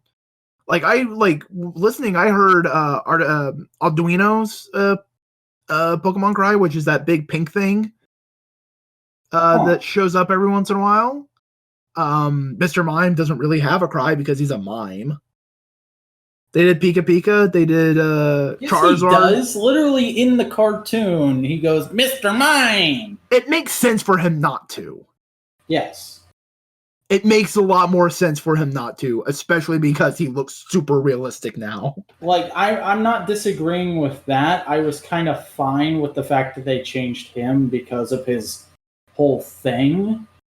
But I also really appreciate that scene, the way the guy figured out. I was like, oh wait, if I just played along with the mime, he'll play along with me and give me the information I want. I appreciate that. That was a neat idea. Yeah, that was some good writing. I thought the idea was kind of like the ultimate bad guy plot felt like a Pokemon plot. It felt very Pokemon. Yeah. I also really appreciate the Ditto. Mm-hmm. That was really cool. It was just really fun. It was a fun movie. And all the main characters got Kensugimori portraits for the end credits. That was pretty dope. Yeah. So yeah. One person here doesn't like Detective Pikachu. One person here does. Well, I wouldn't say I don't like it. It's just I wasn't thrilled by it. Yeah. It's the best video game movie we have so far, though. Wow, this coming from Mr. to Super Mario Brothers isn't that bad, guys. It isn't that bad, but compared to, like, this is a better movie. Like, I can have multiple opinions. I'm just saying, that's high praise. It's high praise indeed. I say the Mario Brothers movie is a C, not an F. That's where it is. Everybody gets an F. I give it a good C, C+. All right. Be on a good day. That's what I've watched this week. Okay, well, I went and watched the first 2 episodes of Mindhunter on Netflix. Have you heard of this, Chris? It's the TV series where they talk about the FBI starting to profile serial killers, isn't it? Yeah, it's a David Fincher. I almost said David Hinger for some reason, but it's David Lyncher. No, David Fincher. David Lyncher, where there's a bunch of crying dead fetuses everywhere. Stop. No, we don't. It's a David Fincher helmed project for Netflix about the 2 guys who basically invented the modern idea of what a serial killer is by going around and interviewing a lot of the people who are considered to be the first bunch of serial killers. And the first 2 episodes are basically about one of them being very into the idea of like crime has changed and there's crime without reason now, and we need to figure out what the actual reason that's there is. And I wanna go around and set up a thing in the FBI for us to do this, but the FBI at this time is very much just shoot first, ask questions later, and he has to kind of convince this guy he's working with, who he thought was already kind of into the idea, but was more just like, we're just going to go around and teach a bunch of police officers how the FBI handles things to make crime fighting on the whole better. And that's my job. That's all I do. I don't really care about much else. He has to kind of convince him to do it and go to bat with the director of the FBI for that. At the same time as like he's getting in a committed relationship for the first time in his life, because this is a really young guy in the FBI who's kind of flitted around in all these different positions and has never really found the spot that's right for him. And he really feels like, no, this is what we should be doing. We're the FBI. We're the best of the best of law enforcement. We should be putting some real time and money into this. And he goes and interviews Ed Keener, I think is the guy's name. I think he's called the sorority killer or something like that. Basically, a guy who killed a bunch of like 4 or 5 college girls by beheading all of them, and then had sex with their corpses, and had one of their disembodied heads give him a blowjob. And he finds the guy really fascinating and captivating, thinks he's a really interesting personality, and is like, there's probably a bunch more guys out there in the world who are like this. Probably a lot more people who either haven't been found yet or are already in prison and we just don't understand them. And by interviewing Keener and people like him, we can create a better profile and a better understanding of what the modern idea of crime is like. And he kind of tries to get that idea over with the FBI. And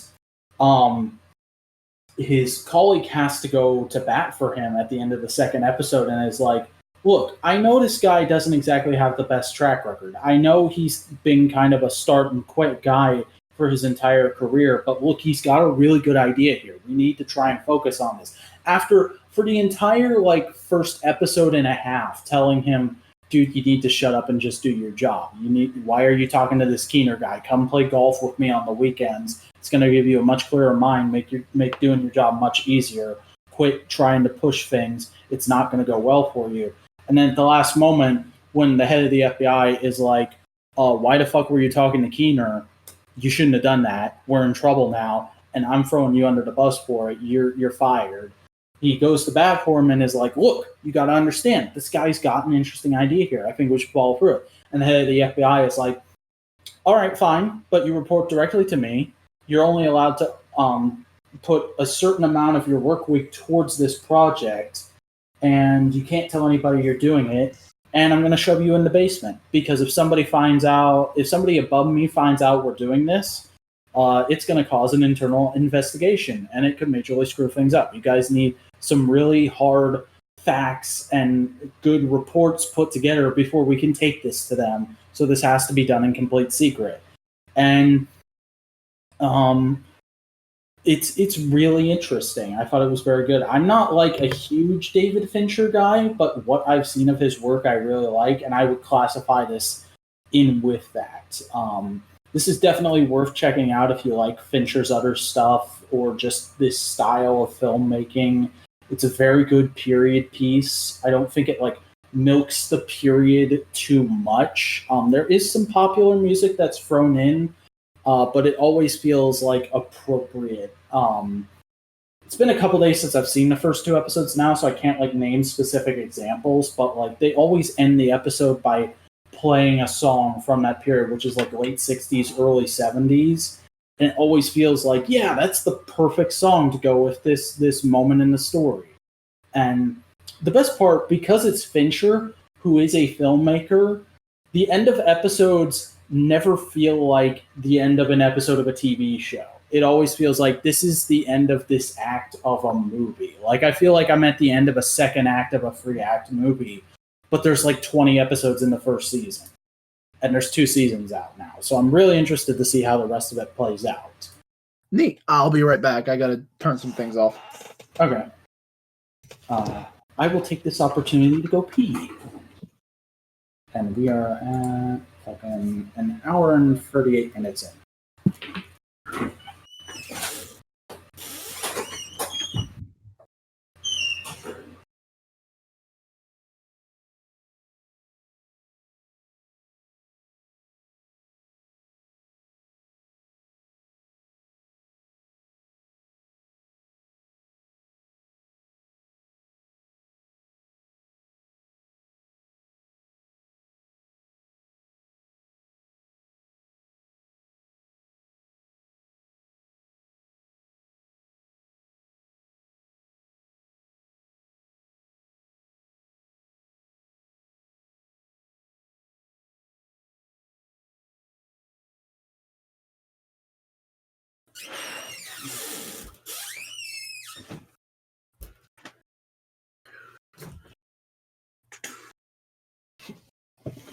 Oh God.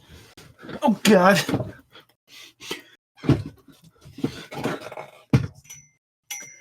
Bangarang. I'm here.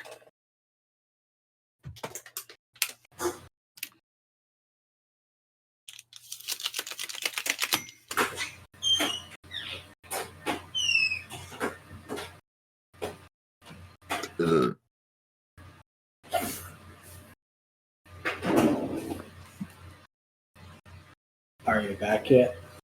Fuck yeah, I'm back yet. Alright. Then I went and watched Megamind. I finally went and checked out that movie because it's one of those movies that I missed when it came out, and since then people have been telling me it's really good, and it's also a very regularly reoccurring in different ways meme. So I knew I had to get to it eventually, and it was on Netflix, so why to flip it if not? And yeah, it's pretty good. It is genuinely one of the better DreamWorks movies. Yeah. Like, it's still DreamWorks, so I wouldn't say it's like one of the best things ever made, but it's pretty good, and it's also very ahead of its time. Like, I think if I had watched this movie when it came out, I would have been blown away by it. As it is, I was like, yeah, that's the logical next step for this story. Okay, yeah, that makes sense. And, like, I think a large part of it is that I've seen so much of this movie through memes already. Like, I think if I had went in completely blind, I would have enjoyed it a lot more. But there were still a few moments that I didn't know about already that did impress me a little bit. Like that bit at the end where like he's confronting the villain he accidentally created and is like, "Oh, you're a villain, all right. You're not a super villain." And he's like, "What's the difference?" And he goes, "Presentation." And it clicked in my mind that like, oh, throughout this whole movie, this guy doesn't want to be a villain. He just wants to be a professional wrestler. Oh my god. Yeah. He wants to be MJF. He does. It's pretty good. And I was also like, I'm not a big fan of the character designs, but the animation overall did look very good for its time. It holds up surprisingly well. Yeah, and that's just kind of the weird thing about like DreamWorks animations, like very distinct weird character designs.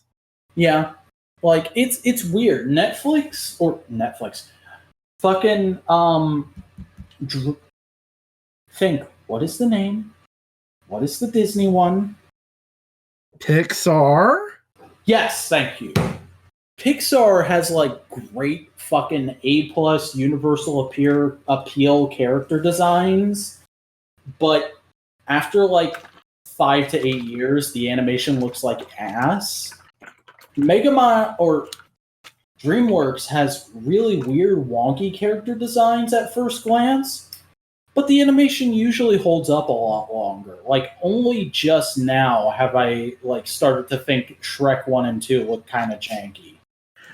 And they only really, the most they look janky is in like character aspects. Like, you look at Shrek 1, their eyes look dead. Yeah.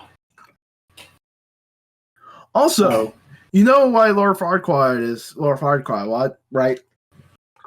I do not. Will Eisner.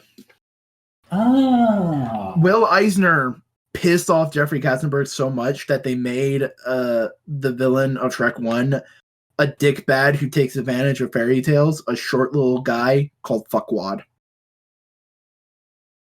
Oh, that's fucking choice, bro. And if you ever watched Defunctland, you know how much Will Eisner just fucking blows. Yeah, Will Eisner's kind of a dickhead. Shout out to Defunctland. He makes great content. Yeah. And then, since we're just on the Netflix train, I watched the first 2 episodes of Netflix Carmen Sandiego. I wrote Santiago here for some reason, but it's Carmen Sandiego. Where in the world is Carmen Sandiego? Yeah. So I should mention that, like, this is probably the first thing in a while I've gone into completely blind. I didn't know anything about Carmen Sandiego before this, except for the phrase, "Where in the world is Carmen Sandiego?" and that song. Like, I knew it was originally a game. Like, I had the idea that it was a game show and, like, it had something to do with geography in my head. But, like, I didn't know much about the character beyond that going into this. And I get the feeling that a lot of this was them recontextualizing and inventing their own thing to make this work as just a cartoon. Which is pretty cool, because the first 2 episodes are basically Carmen telling her origin story to somebody who kind of should already know most of her origin because he was there for it, but it's also like she's telling her perspective on things and why she ended up doing the thing she's doing now in the present, because this person is also kind of her enemy. It's a bit complicated. But basically, Carmen, as a baby, just washed up on this island, Vile Island, where there's an academy for thieves, like a super spy thief academy. And nobody knows where she came from, who her parents are. I'm guessing that's going to be a reveal eventually. But she was basically an orphan that lived in a house on the island, and all the teachers kind of together raised her. And they're all from different backgrounds and cultures, and that's where her like understanding and slight obsession with geography comes in. Is she wasn't really taught like math and history as a kid. She was just kind of taught like, this is how you speak my language. This on a map is where I'm from, and this is the general idea of my culture. And this is how you pick a lock. Yeah, because when she was like 14 or 15, they don't really give ages in this, but like everybody looks like they're about college age, and she looks like a couple years younger. So I'm guessing like 14 or 15. She went, "Hey, I want to apply for the academy. I want to be a cool super spy thief person too." Because being raised on this island as a child, she kind of got the idea in her head that like, well, stealing things and hiding them is just kind of a big game. Everybody just kind of does that for fun, and it's a cool way to mess with people and just be a big goofy gaffy person.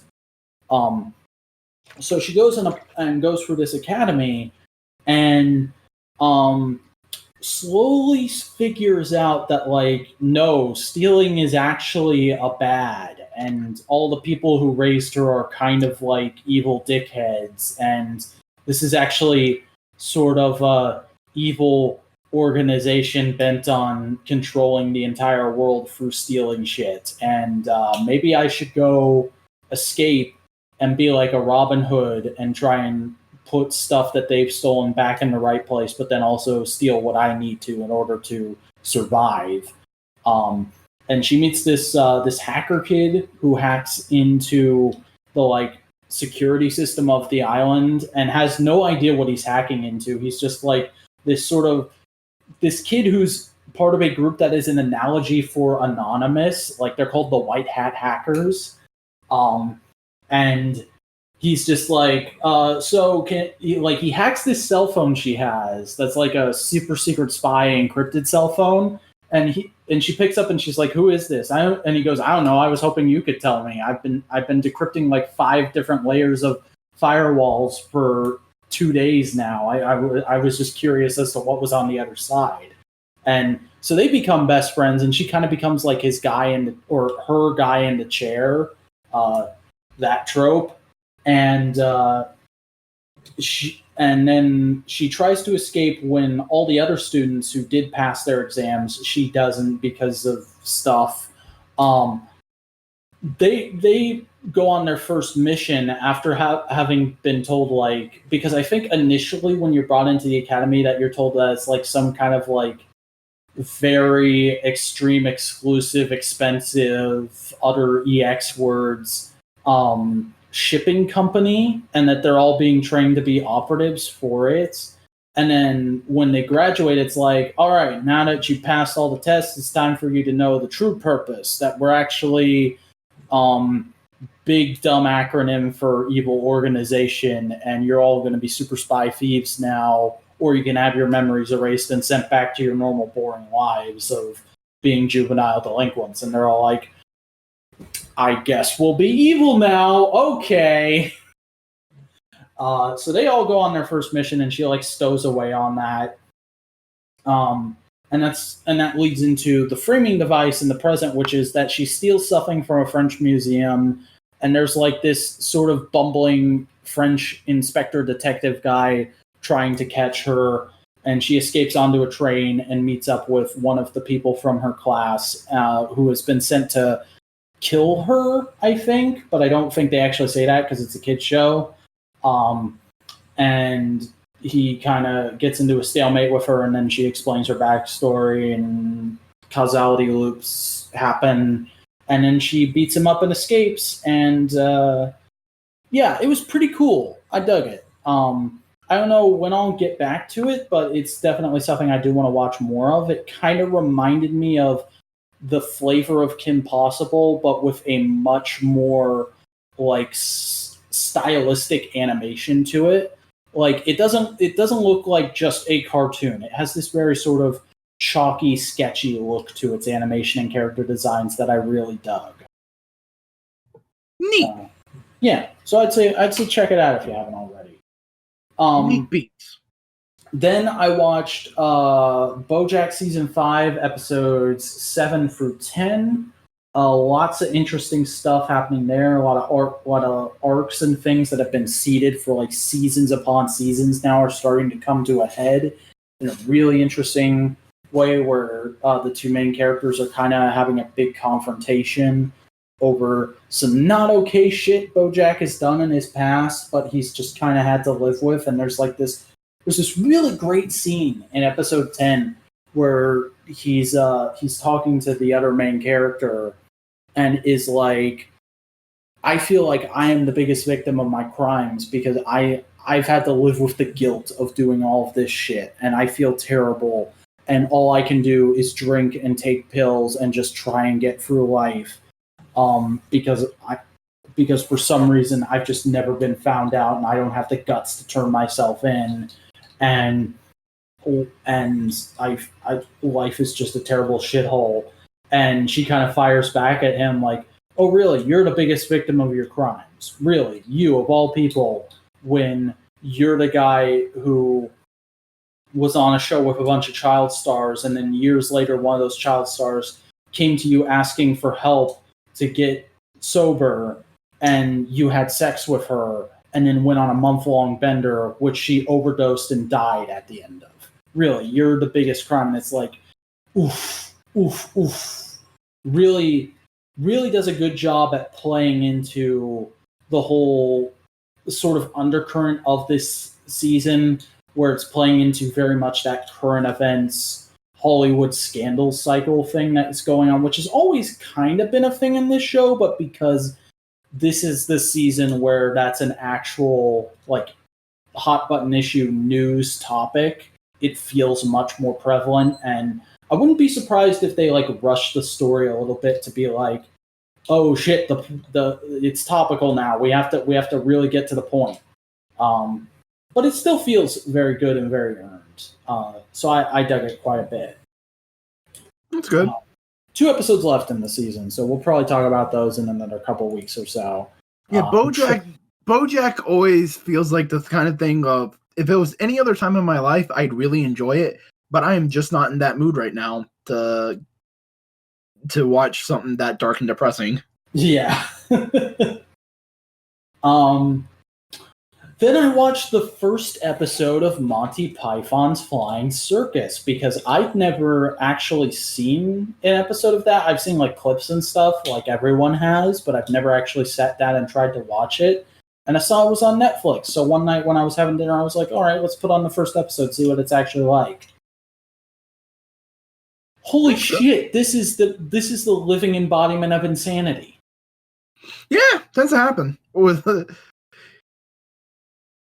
Like, I really think I don't think I'm going to watch more of this, because I think the best way to view Monty Python is the way a lot of our generation has done it, which is through clips on YouTube, because so much of this just feels like a bunch of bizarre YouTube skits strung together. And like early YouTube, not like current College Humor Smosh skits. It is, wow. It was really interesting from a historical perspective, though, because this is like the height of 70s Britain, and wow, did everybody look like they just walked off the set of Willy Wonka and the Chocolate Factory. What the fuck kind of comparison is that? That's the only other 70s Britain filmmaking thing I've seen. Anyways, absolute gift. You absolute goof. I am. I very much am. I watched the first 19 episodes of Hunter x Hunter on the Naughty Flax. I watched the dub. Wow, surprisingly good dub. Like, everybody definitely sounds like a 30-year-old woman trying to sound like a little boy, but not in like a terrible you can't do it way, in like a, yeah, this is passable sort of way. And then there's the obvious like anime standards showing up occasionally, like Johnny Young Bosch is in this. But I enjoyed this quite a bit. This is very, very good shonen. Very, very like, yes, exactly what I like. Good job, people. I will watch more. Like I blew through this in 2 nights. I usually don't get half of this far through a show in like the course of a week, but yeah, this was very easy to just like put on and let it wash over you while you're doing stuff. And I enjoy it a whole lot. I think all the main characters are pretty interesting and they play off each other really well. I like how it kind of goes away from what I would call the typical shonen formula of the two guys who kind of butt heads and the girl. It's four guys who all have different kind of interconnecting relationships and mutual respect going on. And then there's like a bunch of neat side characters. It's very interesting how like this is kind of a very shonen feeling thing, but it also doesn't do a lot of the what I think of as the big shonen jump tropes, even though this first arc is like a giant tournament arc. There's also like a bunch of different stuff going on. I've only just gotten to the point where they're actually fighting each other. It's been like a bunch of different tests and stuff that they have to do to get through to get their license to be hunters, which I guess in this world are just like a type of bounty hunter or assassin or something like. Well, they can't be like assassins because Killua, which is one of the main guys, says he comes from a family of assassins. So I guess that's a different thing from hunters. Like the rules of the world aren't clearly defined yet, but it all feels like it gels together and it's very interesting, which I'm sure people are going to be like, wow, you spent like half this podcast shitting on JoJo and saying you didn't like it, but you like Hunter x Hunter so much, even though the rules are so well defined at this point, and like it's a weird, wacky world too. What's the problem? JoJo started out trying to play itself off as a period drama and then got really insane really quick. This is just like, no, this is a weird alternate fantasy world from the out. So I think it's easier for me to take it that way. I mean, it is right on the label. It is a bizarre adventure.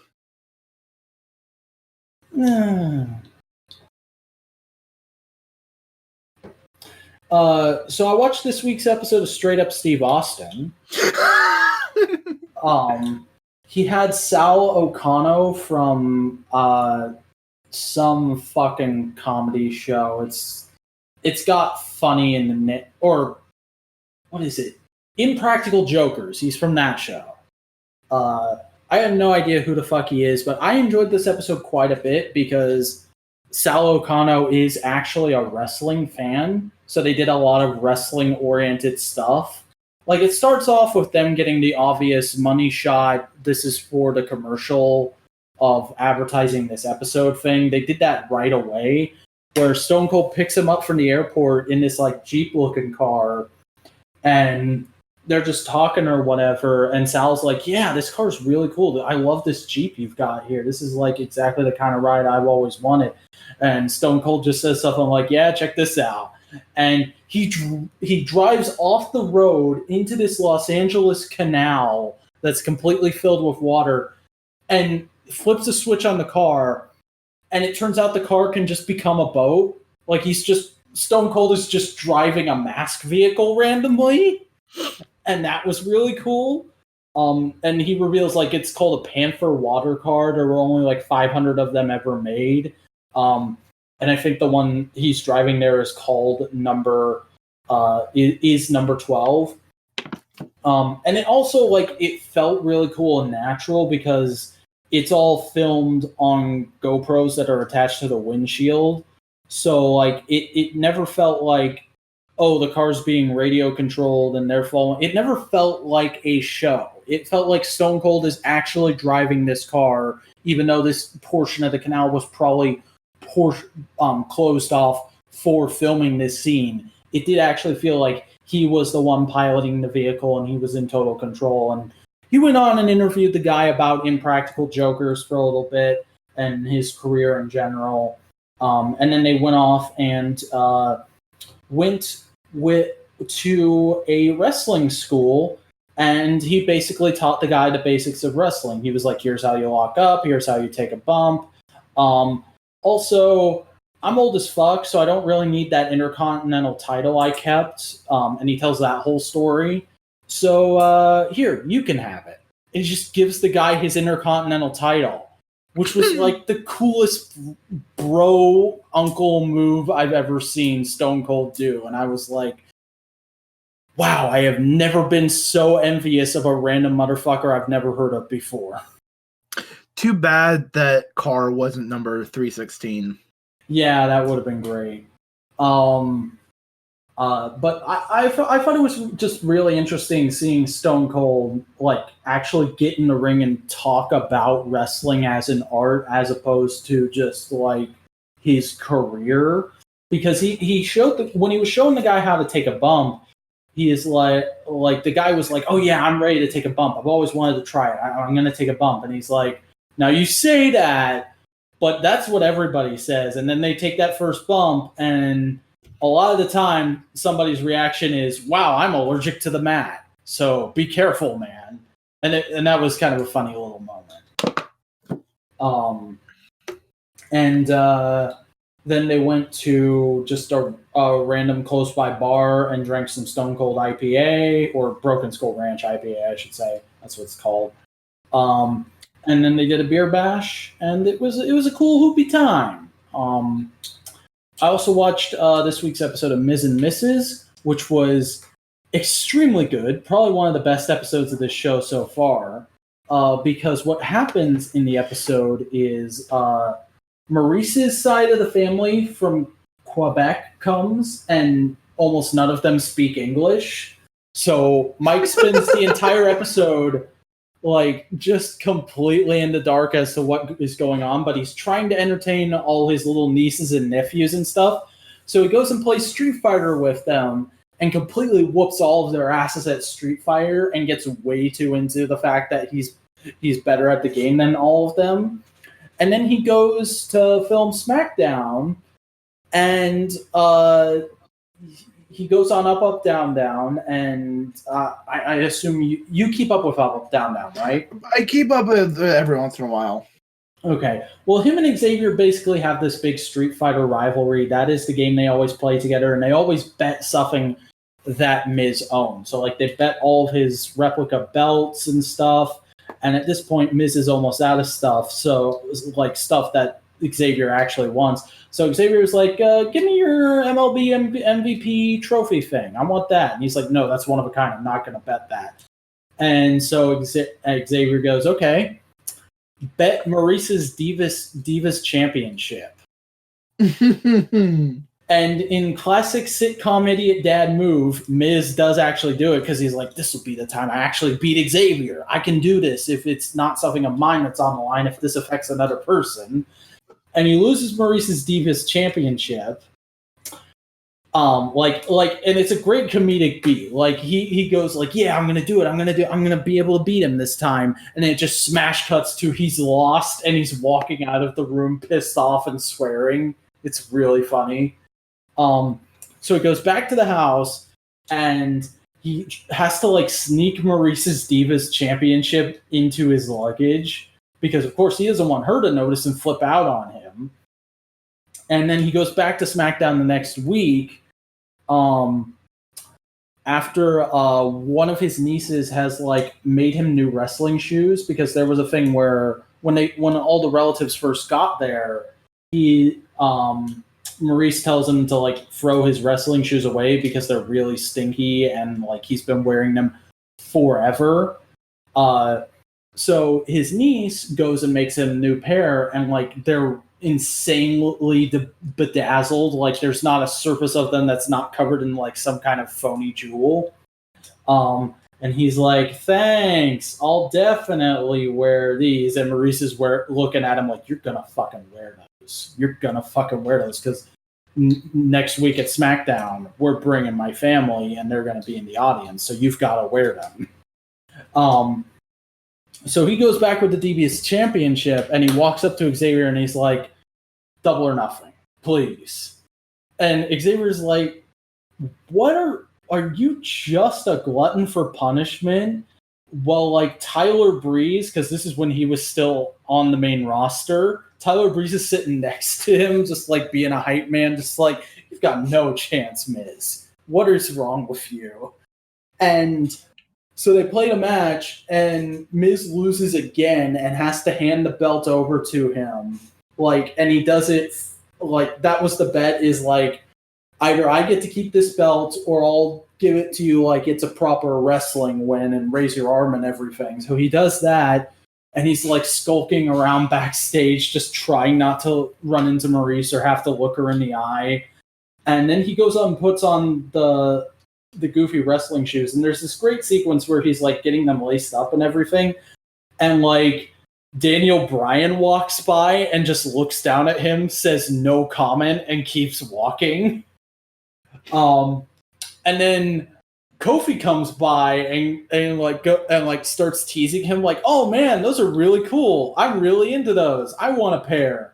And he's like, "You don't have to make me feel good." And he's like, "No, man, I'm being serious. Those are awesome. I want a pair." And he's like, "Okay, if Kofi likes them, I guess I'm feeling better now."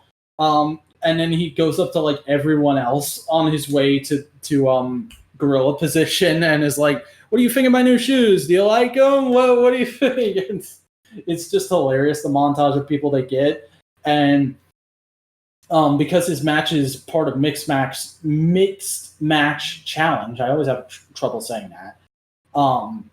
He's backstage with Asuka in gorilla position, being like, "What do you think? Are they good? Are they gonna go with our whole thing?" And she's just like, "Yeah, they look fine." Like, she does not care at all. And then he goes out and he wins his match and blah blah blah blah blah. Some bullshit from months ago nobody cares about at this point, because that's how long it takes to get these episodes out. And then he goes back home and he's like trying to figure out a way to break the news to Maurice that he lost her Divas Championship. And eventually he's like, "Well, I'm just going to ignore it and I'll deal with it when I deal with it." And, well, there's like 25 relatives in the house. And they have a big house, so they're all like on the other side of the house. He goes and tries to get her to have sex in the middle of the day.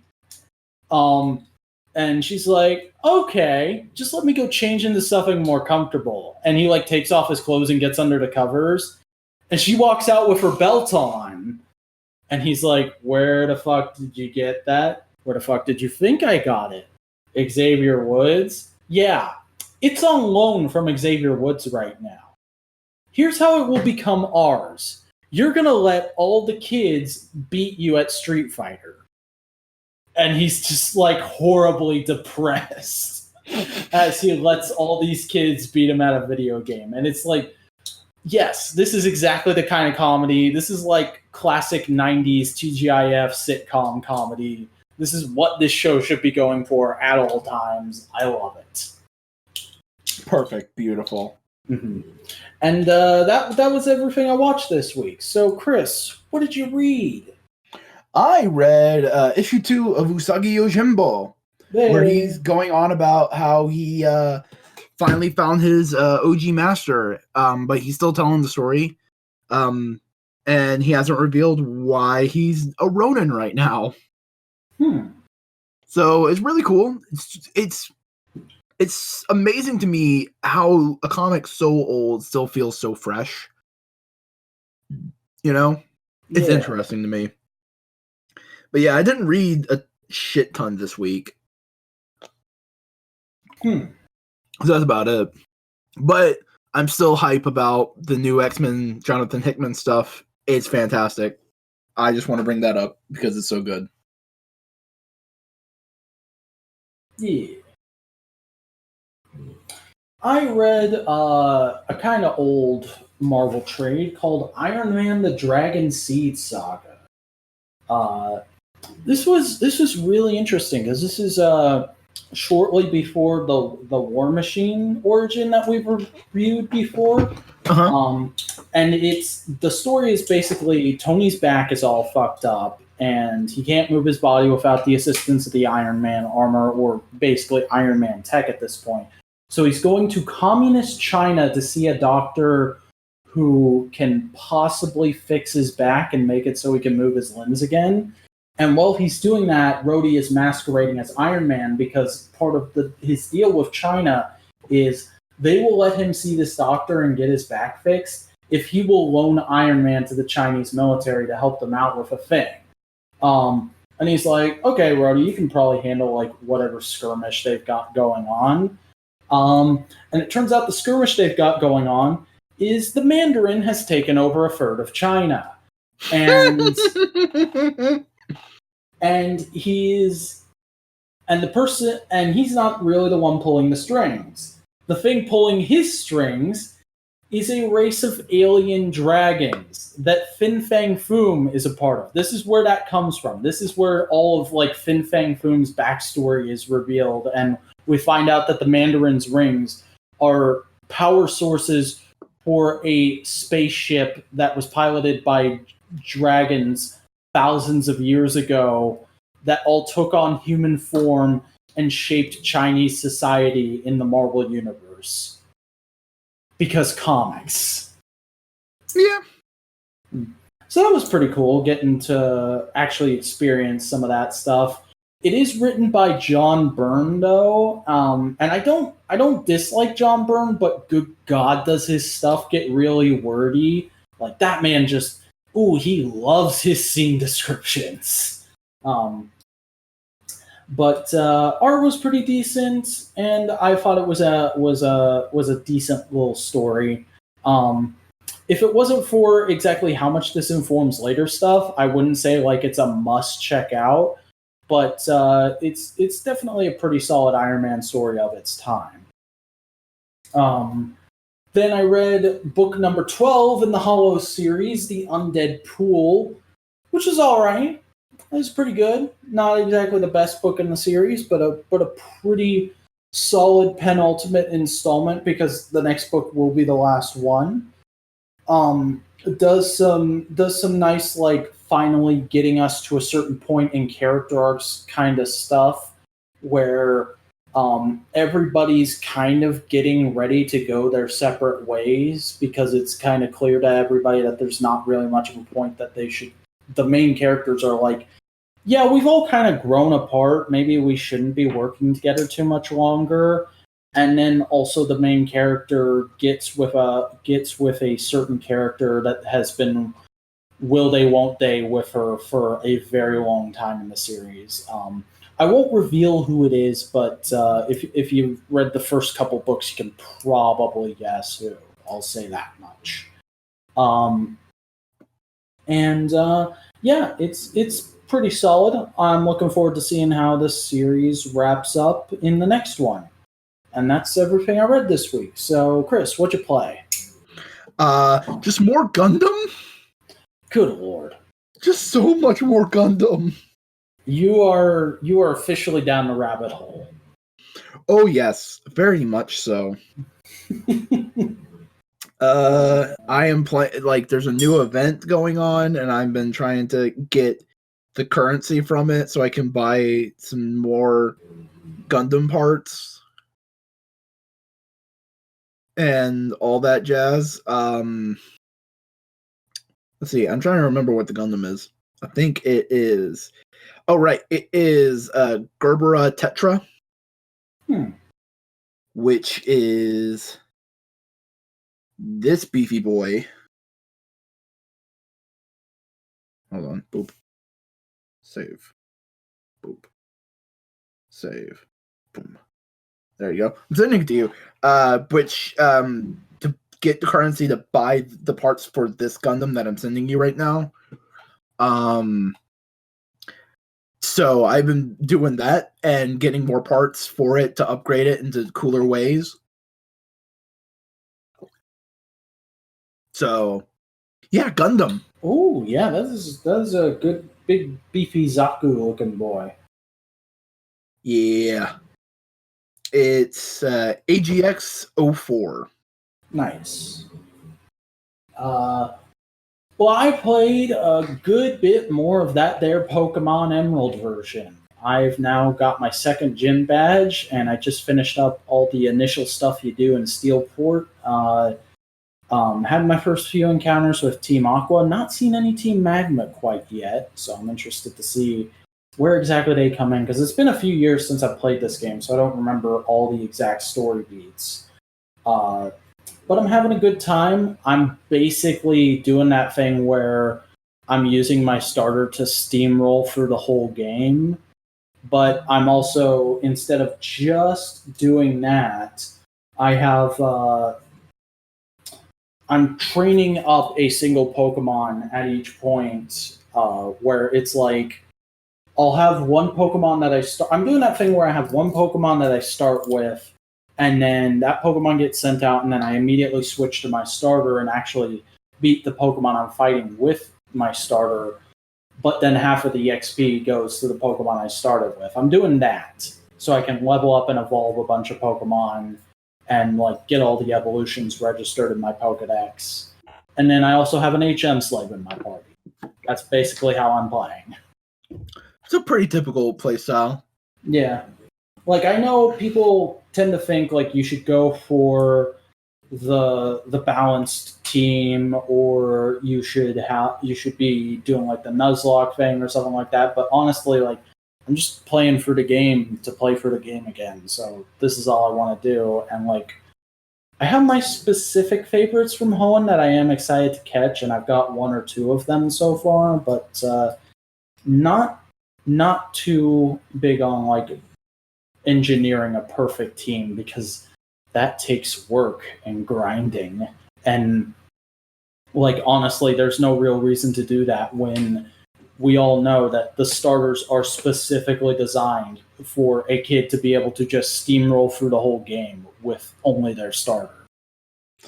You only really need to worry about party composition is if you're going to be playing competitively. Yeah. I mean, I did run into a bit of a snag with the second gym because I chose the grass type starter, which is now on its second evolution stage. Trico. Trico, and the second stage is called Grovyle. Grovyle. Yeah. Also, a bunch of Tricos and Detective Pikachu. I appreciate that. That was cool. I just always pick the grass starter. Because usually the first gym is a rock type, so you can steamroll through that pretty quickly. I was not expecting the second gym to be a fighting type, so that did throw me off a little bit. I did have to do a bit of grinding there and pull out my Dustops, which I had evolved from a Wurmple already because it knew a Psychic type move.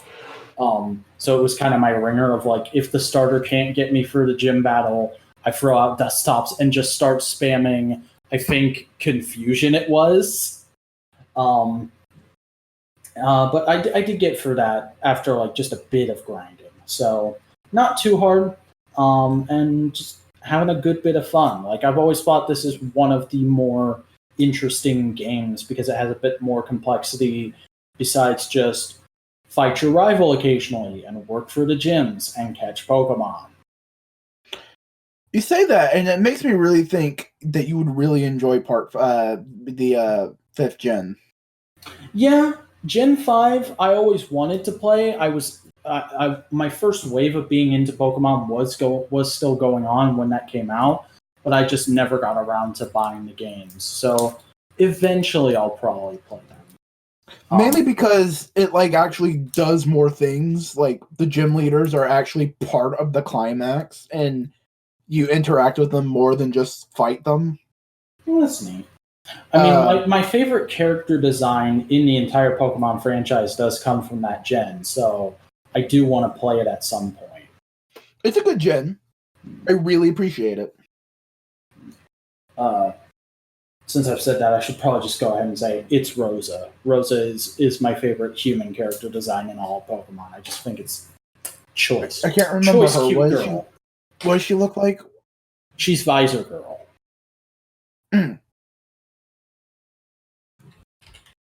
She the electric gym leader?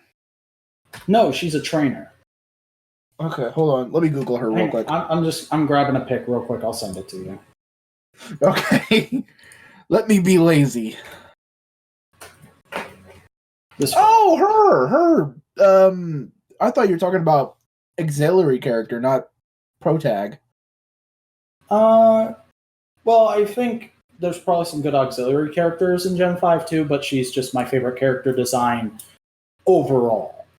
Like, if we're gonna go specific favorite Pokemon, favorite gym leader, then I can really get nitty gritty. Alright. Nitty gritty skitty. Yeah. But yeah, I'm enjoying the Gen Free. It's a good time.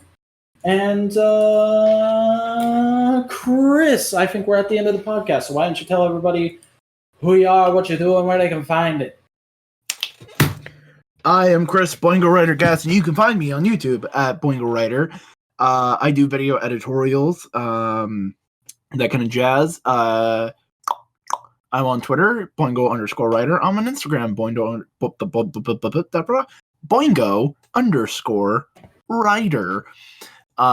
You can also join my Discord server. The link to that is in the description. Hey, make those numbers go up and give me a shot of dopamine. Hey. I am the Vacuuminator. I am a guy who's been making videos on YouTube for over 7 years now, encompassing many different genres and styles, and I reboot a lot, okay? I've tried a lot of different things to get over, and only just recently did I accept that I'll probably never get over, but that's okay.